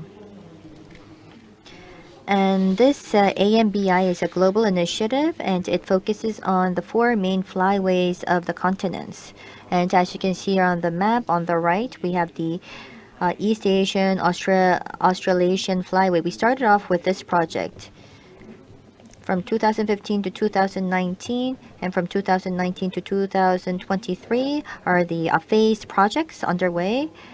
And you can see that there's also the Central and East Asian Flyway. So there was a change in the name with India acquiring the status as observer. So the name was changed from East Asian Australian Flyway to Central and East Asian Flyway. So how did Korea take part in this program? From Siberia, we have Southeast Asia and Australia, where the migratory birds will follow this route. But there's a bottleneck in China and Korea. Because the stopover sites are all determined, if there are any habitat degradation in those areas, it will have an impact on the migratory water birds. So the international community has a lot of interest in this route. So there are wetlands, tidal flats that are used as stopover sites, but we're seeing reclamation of these tidal flats that are negatively impacting the birds. So you can see that there's a lot of conservation efforts underway, but there was one very good news in Korea, where the tidal flats of Korea was inscribed on the UNESCO World Natural Heritage. So in the East Asian Flyway, you can see that this inscription actually can be a pivotal factor in protecting the wintering and staging areas for these birds. So let me give you some more information on how Korea is taking part in this initiative. First, on research. You can see that the migratory water birds utilize Korea as a stopover site, and the West Sea and the South Sea, especially in the estuaries of Kum River and Nakdong River, there were a lot of research. That was a lot of research activities that were underway. So there was this research to understand whether this was desirable for the birds, and we are reporting our findings to CAF. And the second has to do with education. At NIE, we also host the Global Ecological Cooperation Academy to nurture new talent. So this is a global academy for new researchers. And what we do is involve ourselves with international organizations and the staff of these organizations to this academy. Tom Mary, who leads the CAFA, was invited to this academy. And Courtney Price also gave us a presentation on this MB program. So they've actually shared their expertise on CAF with the participants. And next is on exhibition. In 2014 and 2018, the Arctic Congress was hosted by CAF. And there was a photo exhibition. And for the winners of that photo contest, were able to showcase their work in the Arctic Partnership Week in 2019. And in the following year of 2020 at NIE, we have an Ecorium, an exhibition site. And for 11 months, from February to December, the winning photos were exhibited in the NIE exhibition hall. Next, moving on to international conferences.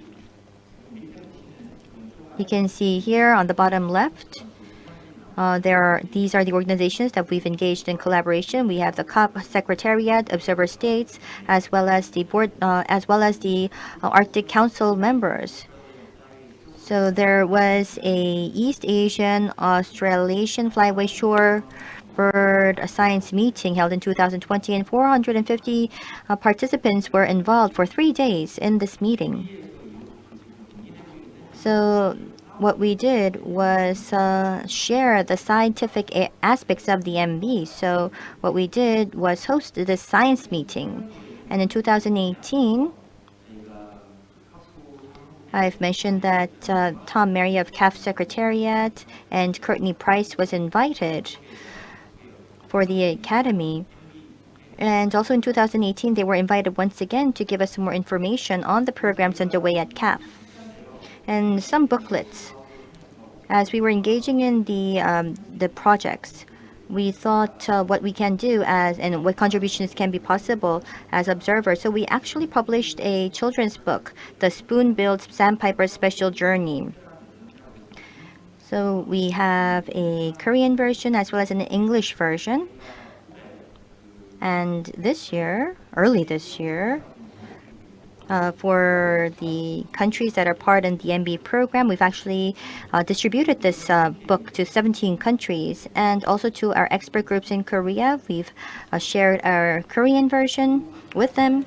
And last month, we've actually developed this into an e-book.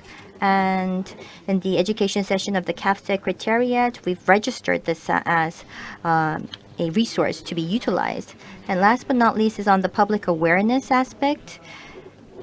Habitats are important, of course, so we wanted some way to better the understanding of the public. So there's an event called Eco Expo by the Ministry of Environment. So we took part in this expo to raise the awareness of the public on the importance of habitat management.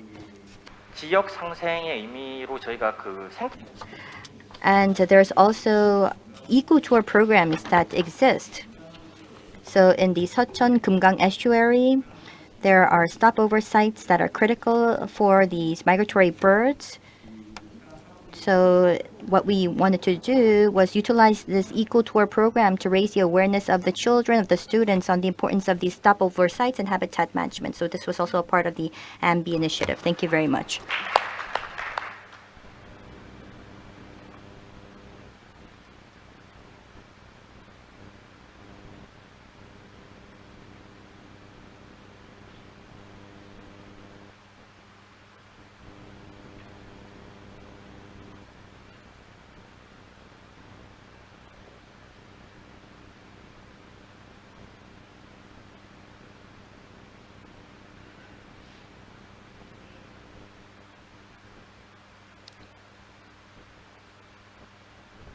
Greetings. I'm Assistant Inspector Min Hyun Kim.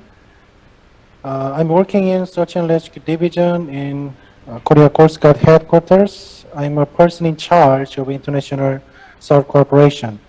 I'm here to talk about the brief result of Arctic Council Working Group meeting for sharing information and upcoming issues of search and rescue in Arctic region. Let me introduce last EPPR meeting in last month, focused on search and rescue part as point of view of Korea Coast Guard.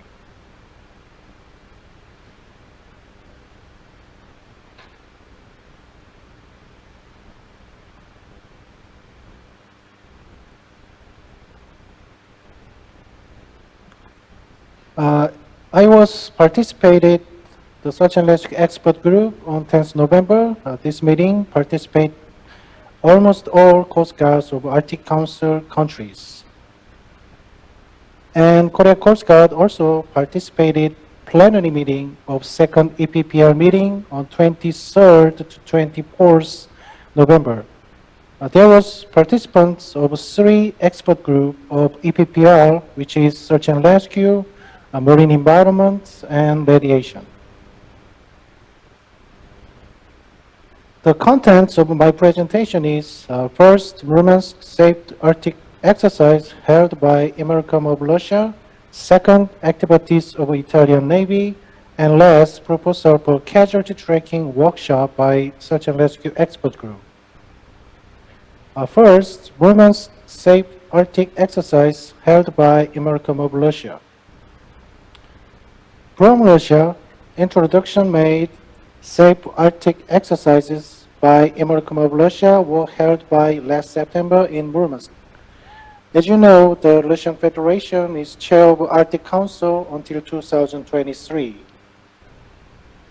The exercises held 9 different places in Russia with 28 functions on simultaneously. The Korea Coast Guard also observing these exercises on the Murmansk in person. These exercises proceeded step by step in the short period of time with no mistakes. It was very impressive. The Russian Federation also made governance meeting after the exercises. Korea Coast Guard learned many informations of Arctic search and rescue in this meeting. It was very productive meeting. Second, activities of Italian Navy. There was interesting presentation by Italian Navy on search and rescue expert group meeting. Although Italy is the observer country in Arctic Council, they made scientific research and expedition on Arctic region since 2017.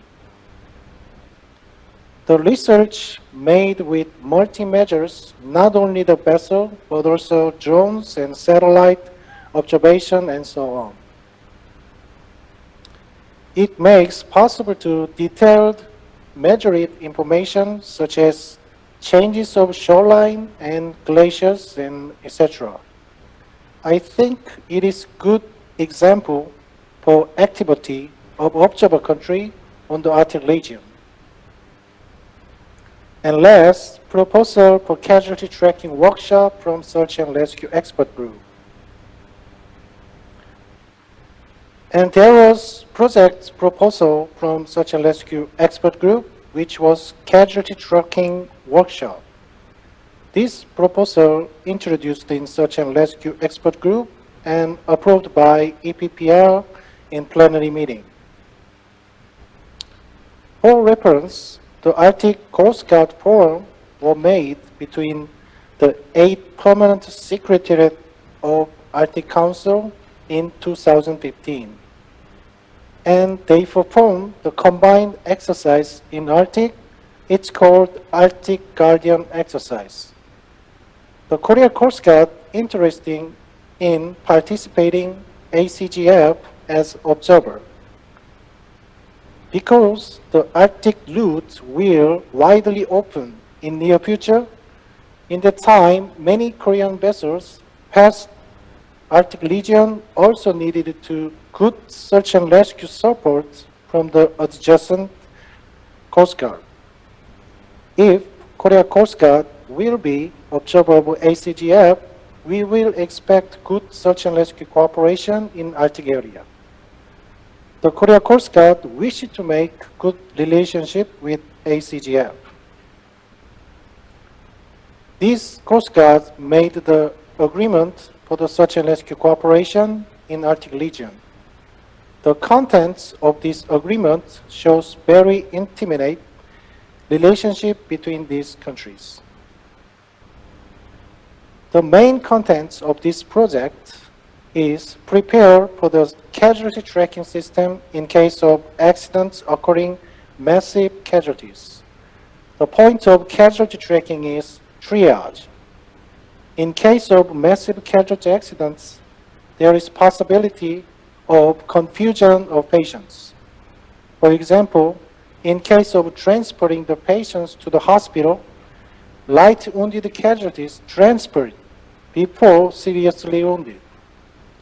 To prevent these confusions, we need triage system for the massive casualties. This project needed to collaboration between the EPPR Search and Rescue Expert Group and ACGF Combined Operation Working Group. So they agreed, exchanged the liaison to make the efficiency of collaboration on this project. It is planned to also supported by academic and industrial functions, which is University of Alaska and Association of Arctic Expedition Cruise Operation, aka AECO. This proposal already approved this meeting, and the time frame is hold a casualty tracking workshop on next September after the research and cooperation. The project completed by March 2023. In this meeting, the Korea Coast Guard introduced e-triage system for casualty tracking using by Korea Fire Department and Korea Coast Guard on trial. It used electric tags to each patient. This tag make 4 levels of triage connected by communication network, same as the cell phone. But in the Arctic area, signal of cell phones couldn't cover all area, same as the islands of Korea. So this system can use by manually, no need to cell phone signal. It's called hybrid e-triage system. If many patients triaged by this device manually, no signal area, the device make their own networks between the patients, electric tags, and rescuers' portable tablet PC. And make her own status and statistic data. It enters the signal area. Tags and tablet connect to the control network automatically, begin to use by e-triage system immediately. This system will develop patients tracking on real-time basis with GPS. The chair of Search and Rescue Expert Group interested in this system. There is possibility to introduce this system to the project afterwards. Thank you for attention. That's all. Thank you. 3 Korean presenters with different backgrounds made presentation one by one, and Ms. Kim Jie focused on Korean polar activities in Arctic Council. Mr. Kang Sung-young has made a presentation on the environmental protection efforts by Korea, including the research for migratory birds. And finally, Mr. Kim Min-hyun from Korean Coastal Guard actually made a report on the second emergency prevention, preparedness and response plenary meeting. And now floor is open, and please raise your hand.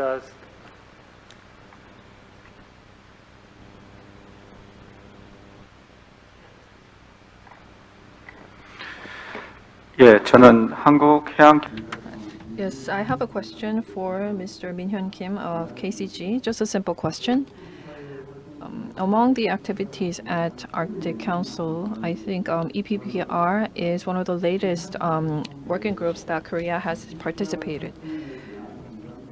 So does KCG have a mid to long-term plan for participating in further EPPR settings? Well, basically the KCG from 2014,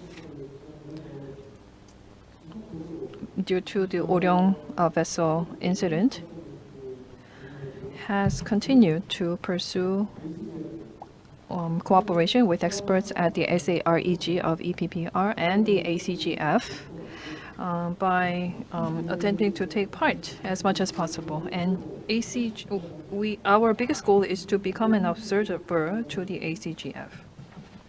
And this will continue to be our priority. Thank you. Yes, please. 네, 한국 북극연구 컨설. Yes, I am Seo Hyun-gyo for the co-work. I have a question to Mr. Kang. 저기 그 북극 철. So I know that at NIE you've been conducting this migratory birds initiative project for quite a long time. So with regard to this project, I would like to understand what's the budget and of the total AMBI project of Korea, and how much is actually being injected by NIE. Thank you for your question.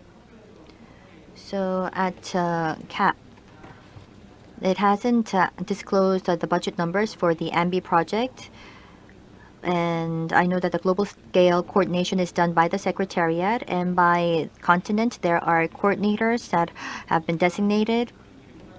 And in the individual continents, there are some budgets that are supported in these individual flyways, and the rest is in kind.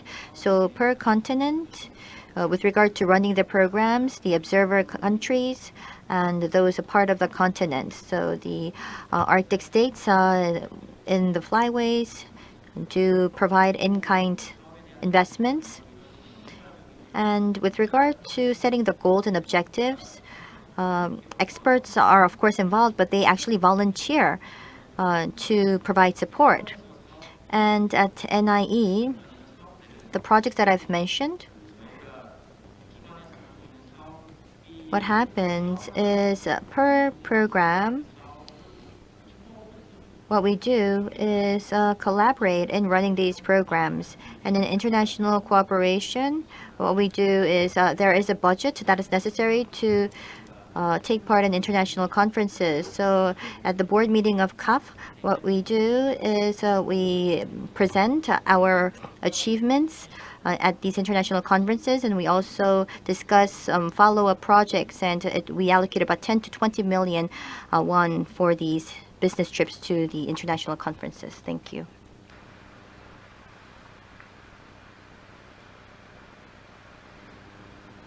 Yes, okay, given the time limit, I wish to move on to next presenter. Dr. Piotr Grastki from Poland is going to present on the Arctic policy of Poland and also the way to improve observer cooperation. Please welcome Dr. Piotr Grastki with big hand.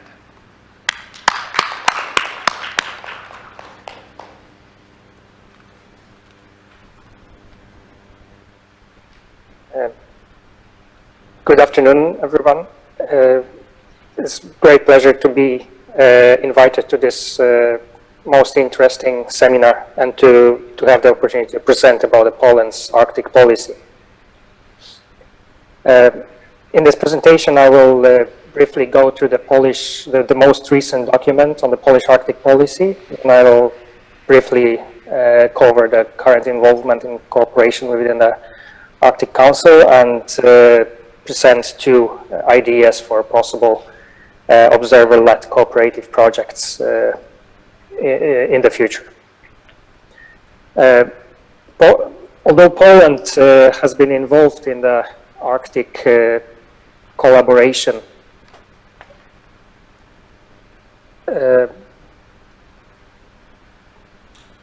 since 1991, also during the Arctic Environmental Protection Strategy, and then was absorbed as an observer by the Arctic Council in 1998.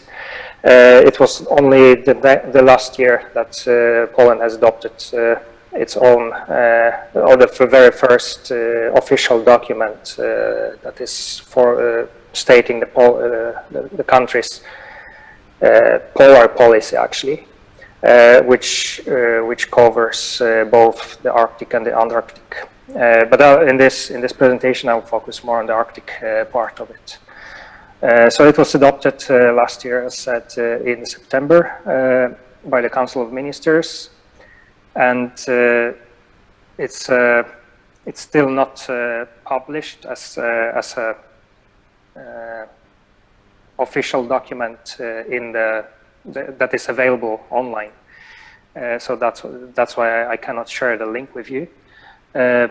But the document summarizes Polish presence and activity in the polar regions, and it's most importantly, it also outlines the long-term objectives, states the key areas of interest, and also identifies the key actors or entities within the Polish government to implement the policy, and also defines how the implementation mechanism should work.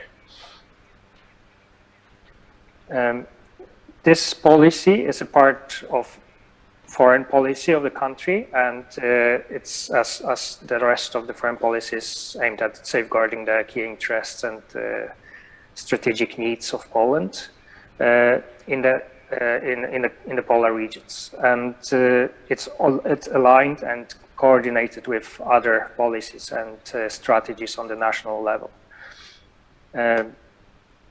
The policy also defines how the mechanism to coordinate the implementation activities should be organized, and assigns the leading role to the Ministry of Foreign Affairs, but also states that other ministries, including especially Ministry of Science and Higher Education, Ministry of Economic Development and Technology, and Ministry of Climate and Environment, having the key role.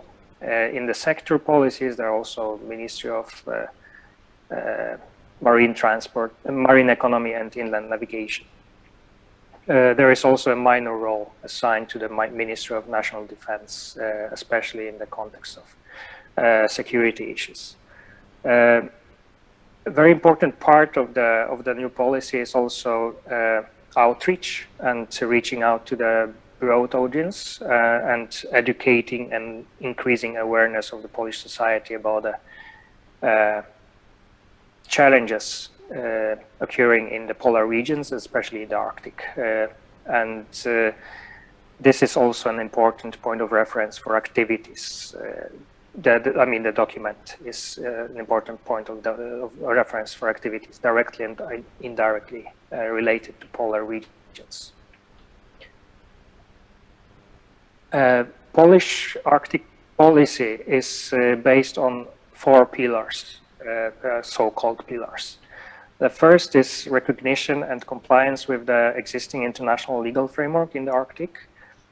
The second is actively shaping EU Arctic policy, and that also assumes that Poland is actively supporting EU's observer bid at the Arctic Council. Even though the EU is de facto observer, then it's still not recognized officially as an observer. Then the third pillar is cooperation within the Arctic Council. That includes cooperation both with the Arctic states and with observers. And those include also international organizations and non-governmental organizations. And also cooperation with permanent participants. And the fourth pillar is public diplomacy, just referring to the outreach activities. The policy is also based on 3 principles or platforms where all the activities are taking place. So the first one is science, and that's the major and most important Polish interest in the Arctic. And Poland has been conducting scientific research in the Arctic since the 30s, the 1930s, and it's been constantly present on Svalbard, for instance, since the 50s. So it's a very long tradition and a well-established research area in Poland. And though the science engagement stimulated more engagement into international cooperation, especially in the beginning of the 90s, with other Arctic states, and international cooperation also, and this engagement within the Arctic affairs also goes into the current focus on sustainable development and in a more global perspective. The Polish Arctic policy goals can be briefly presented here. I won't go very deeply into that, but because of the time. But it's just to show you that this is what are the main areas of interest of Poland within this realm, and that's first and foremost is the active and responsible partner of the Arctic and of the Arctic. That means the Arctic states and the Arctic stakeholders, and advocating for enhanced observer activity at the Arctic Council. The second is greater domestic institutions continuity and effectiveness in reference to the Arctic. That's going back to internal organization or national organization of engagement in Arctic institutions and Arctic related activities also in other international institutions than the Arctic Council.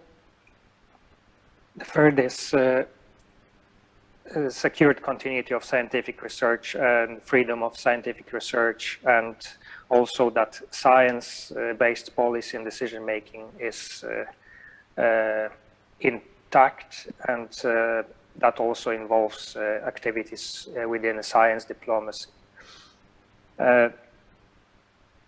Poland also promotes relevant economic cooperation between Polish and Arctic enterprises. For example, there were economic missions organized to Greenland to make connections between Polish entrepreneurs and local actors in Greenland to explore possibilities for doing business in the region. Fifth is cooperation and partner relations with social actors in the Arctic, and that particularly refers to indigenous peoples organizations and permanent participants of the Arctic Council.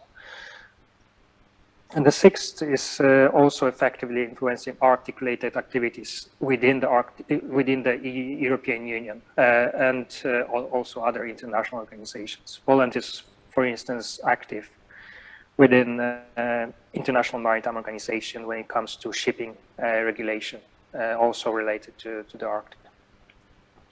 When it comes to current involvement within the Arctic Council, and this, just to be noted, it varies from period to period.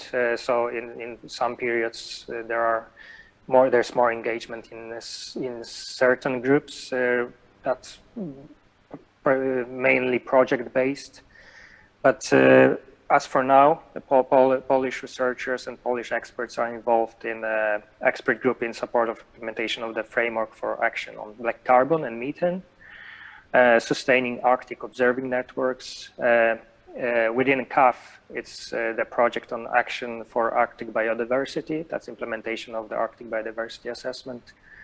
And myself being involved within PAIM, I'm participating in shipping expert group and marine litter expert group meetings. And I'm involved within project on strengthening observer engagement in PAIM's shipping and related activities, and also attend Arctic shipping best practice information forum meetings.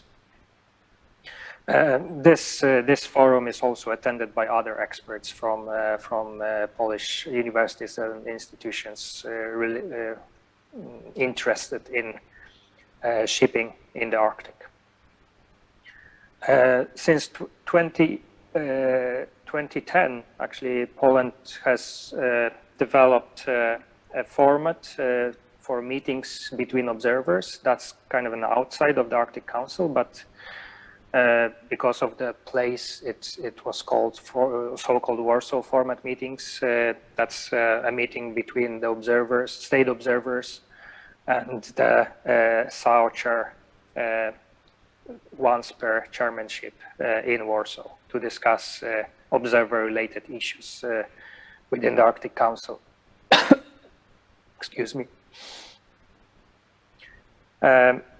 As for the proposals for observer-led projects, I would like to first propose a more Arctic Council level project idea. That would be to develop a cross-working group project on strengthening observer engagement, and that could be modeled on the ongoing PAIM project on the same team. And this could be, of course,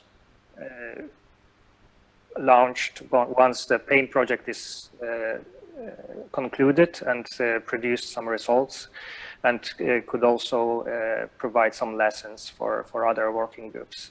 But then developing such a project on the Arctic Council level with more engagement from observers could be an excellent idea to actually strengthen the engagement and also to showcase the observer commitment to the Arctic Council's work.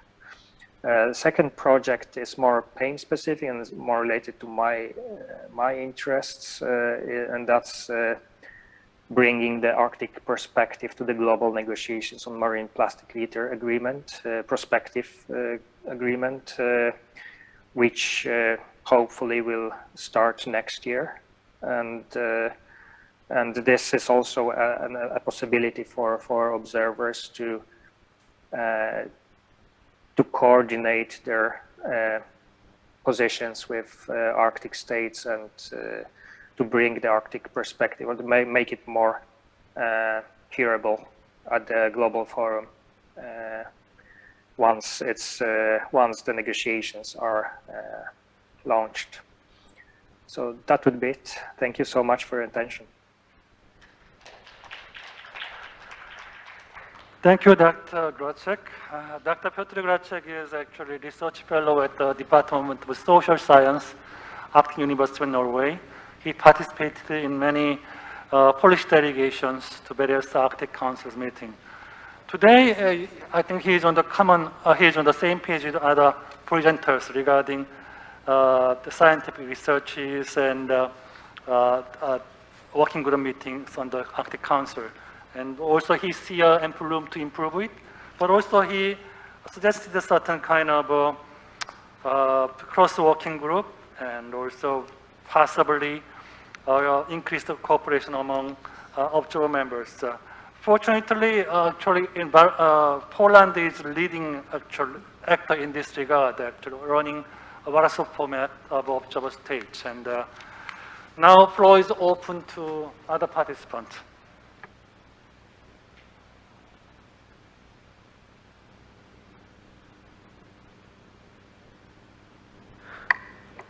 Yeah, my question is private.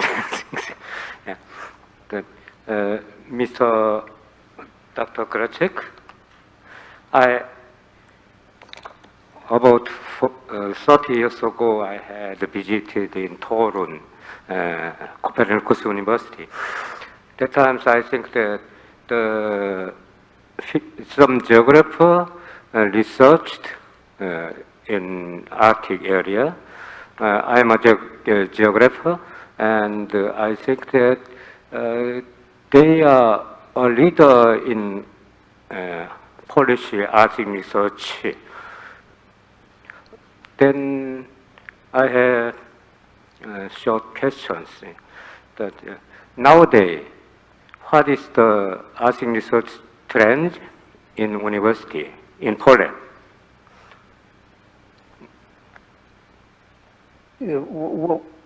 What's the Arctic research at the Torun University? Yes.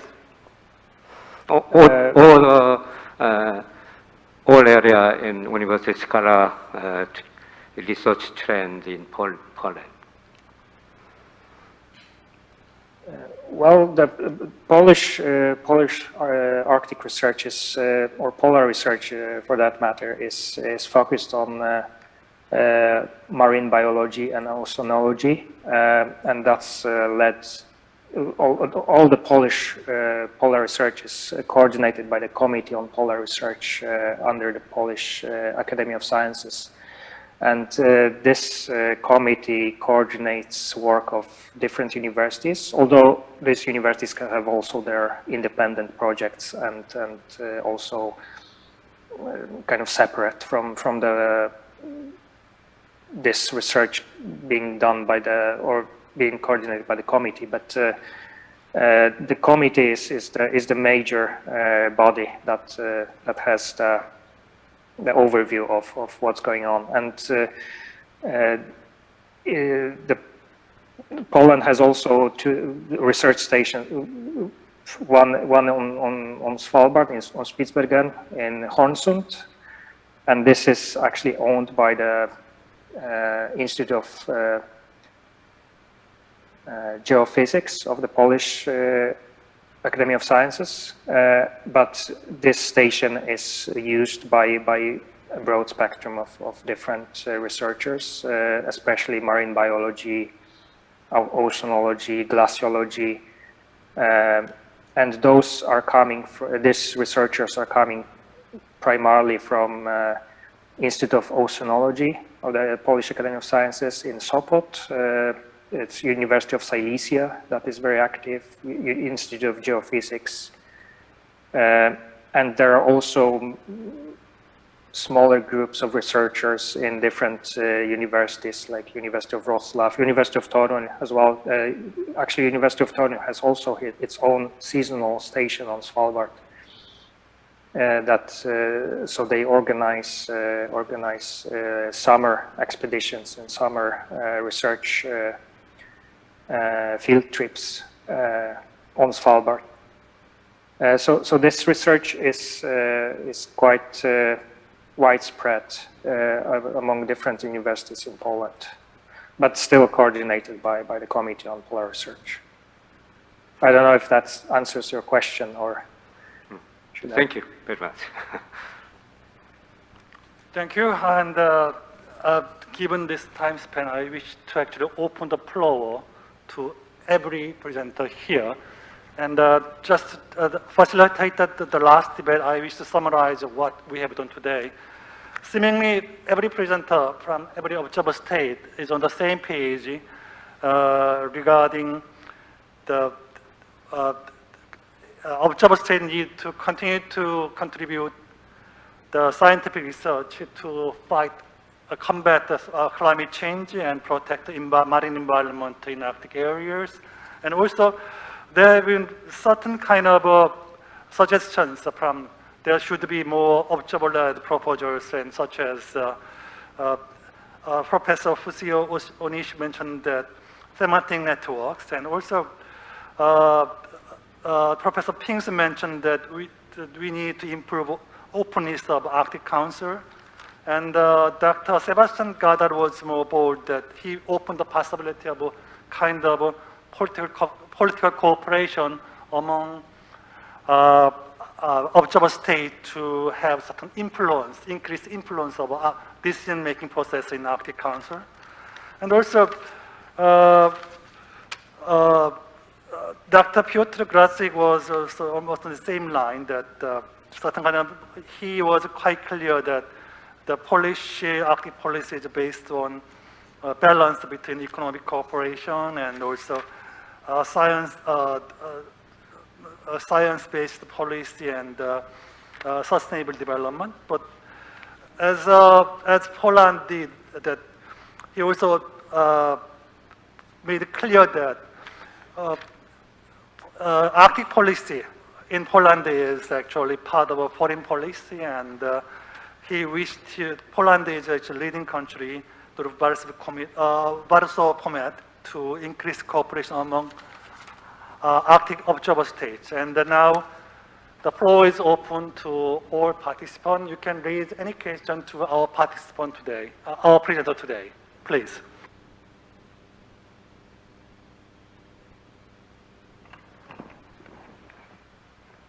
Hi, Peter. Are you still there? How are you? Thank you very much for your. How are you? Yeah, thank you very much for your proposal and comments.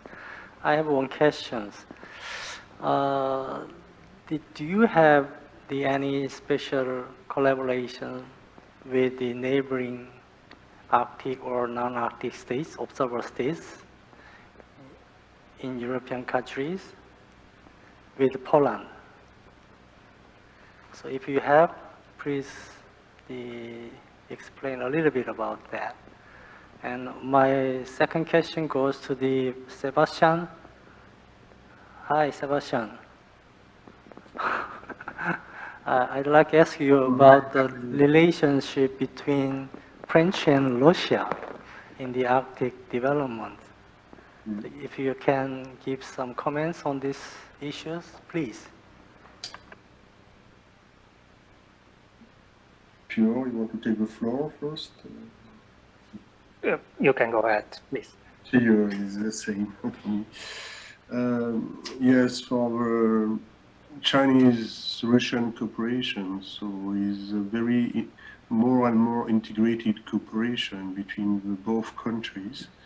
Of course, it starts by the fact, by the first step was in fact the training, in fact, on the Chinese in Russia, from the different master program, PhD program, to keep in fact the knowledge, the huge knowledge of the Russian about the Arctic, about the Russian Arctic, and also as well as to develop some programs of cooperation. And right now, we have an integrated approach based, in fact, on the joint research programs, and we are focusing maybe for 2022, but normally is going on quite fastly, to develop, in fact, every year 100 grants for the joint cooperation in terms of research between Russia and China.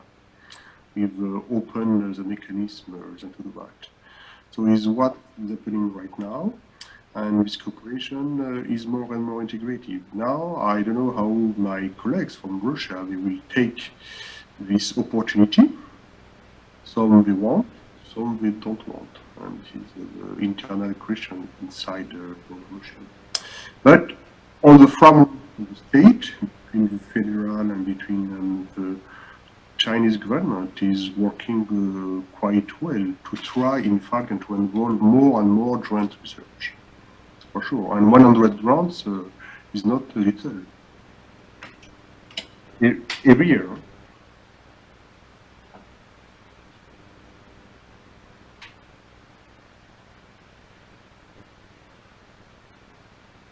Dr. Gracek, please. Yes. Yeah, thank you very much for the question. Well, there is no formal collaboration, like in terms of intergovernmental collaboration on Arctic issues that is kind of formalized. Of course, there are bilateral consultations with. It's actually the Arctic has become a quite common topic in bilateral consultations in recent years, especially.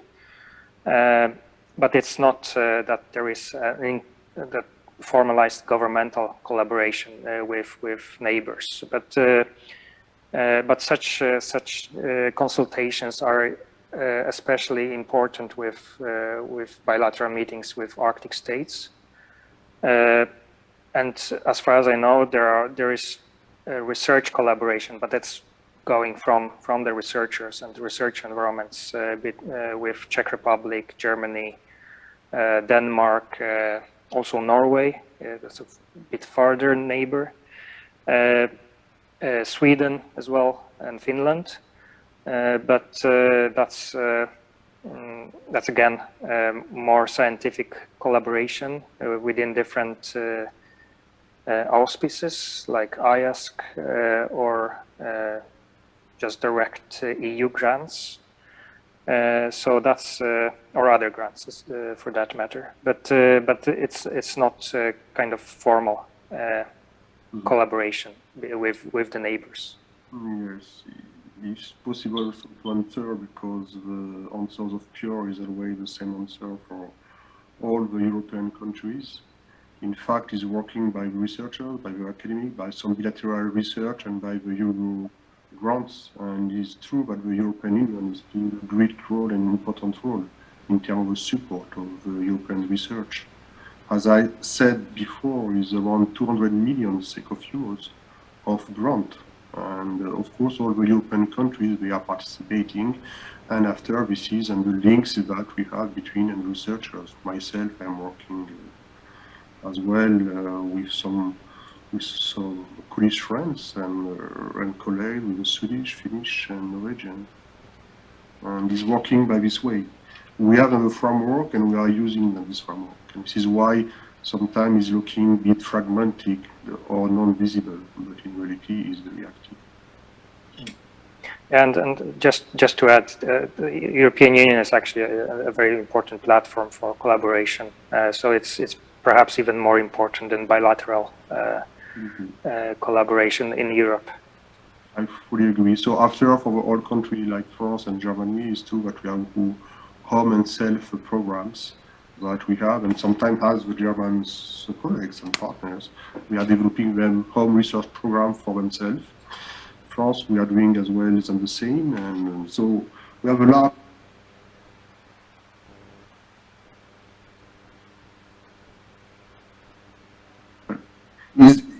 I think is more of the platform is an integrated approach, and they try, in fact, and to generate an integrated approach of academic and researchers in Europe. In Norway, I don't want to say that. Thank you very much. And still the floor is open. Is there anybody who wishes to raise questions?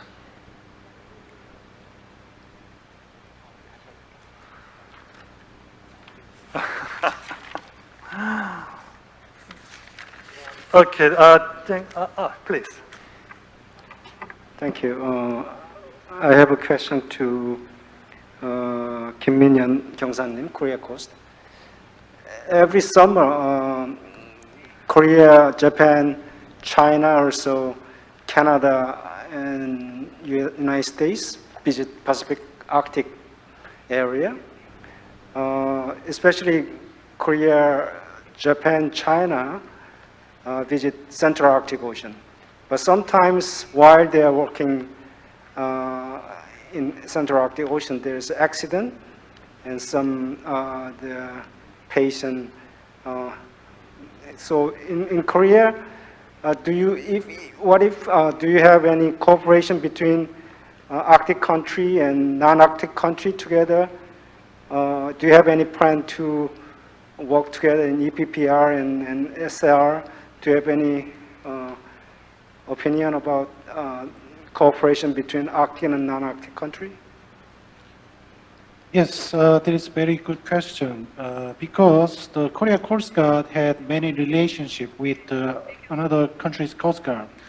For example, the MPCGF, North Pacific Coast Guard Forum, to 1 to 6 country, we are one of them. And the MPCGF has also participated in China and Japan also.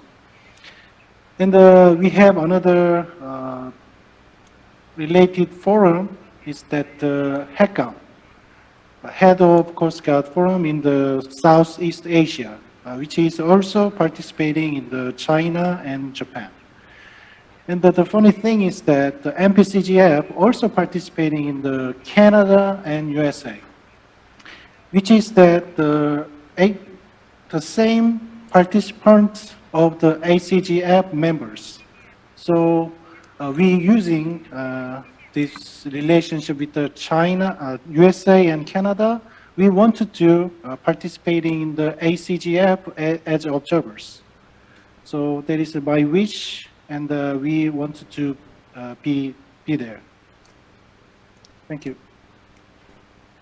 Thank you very much for your wonderful contribution. I'm afraid we are almost at the closing phase, and so we should move on to next step to close this seminar.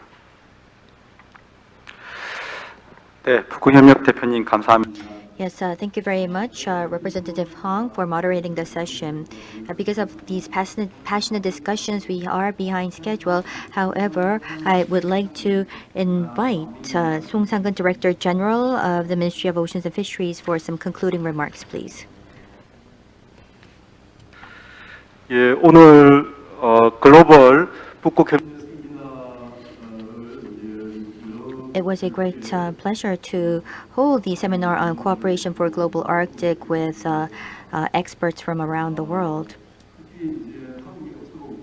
Korea is an observer state, and all of the experts here are representing their respective states as observers to the Arctic Council.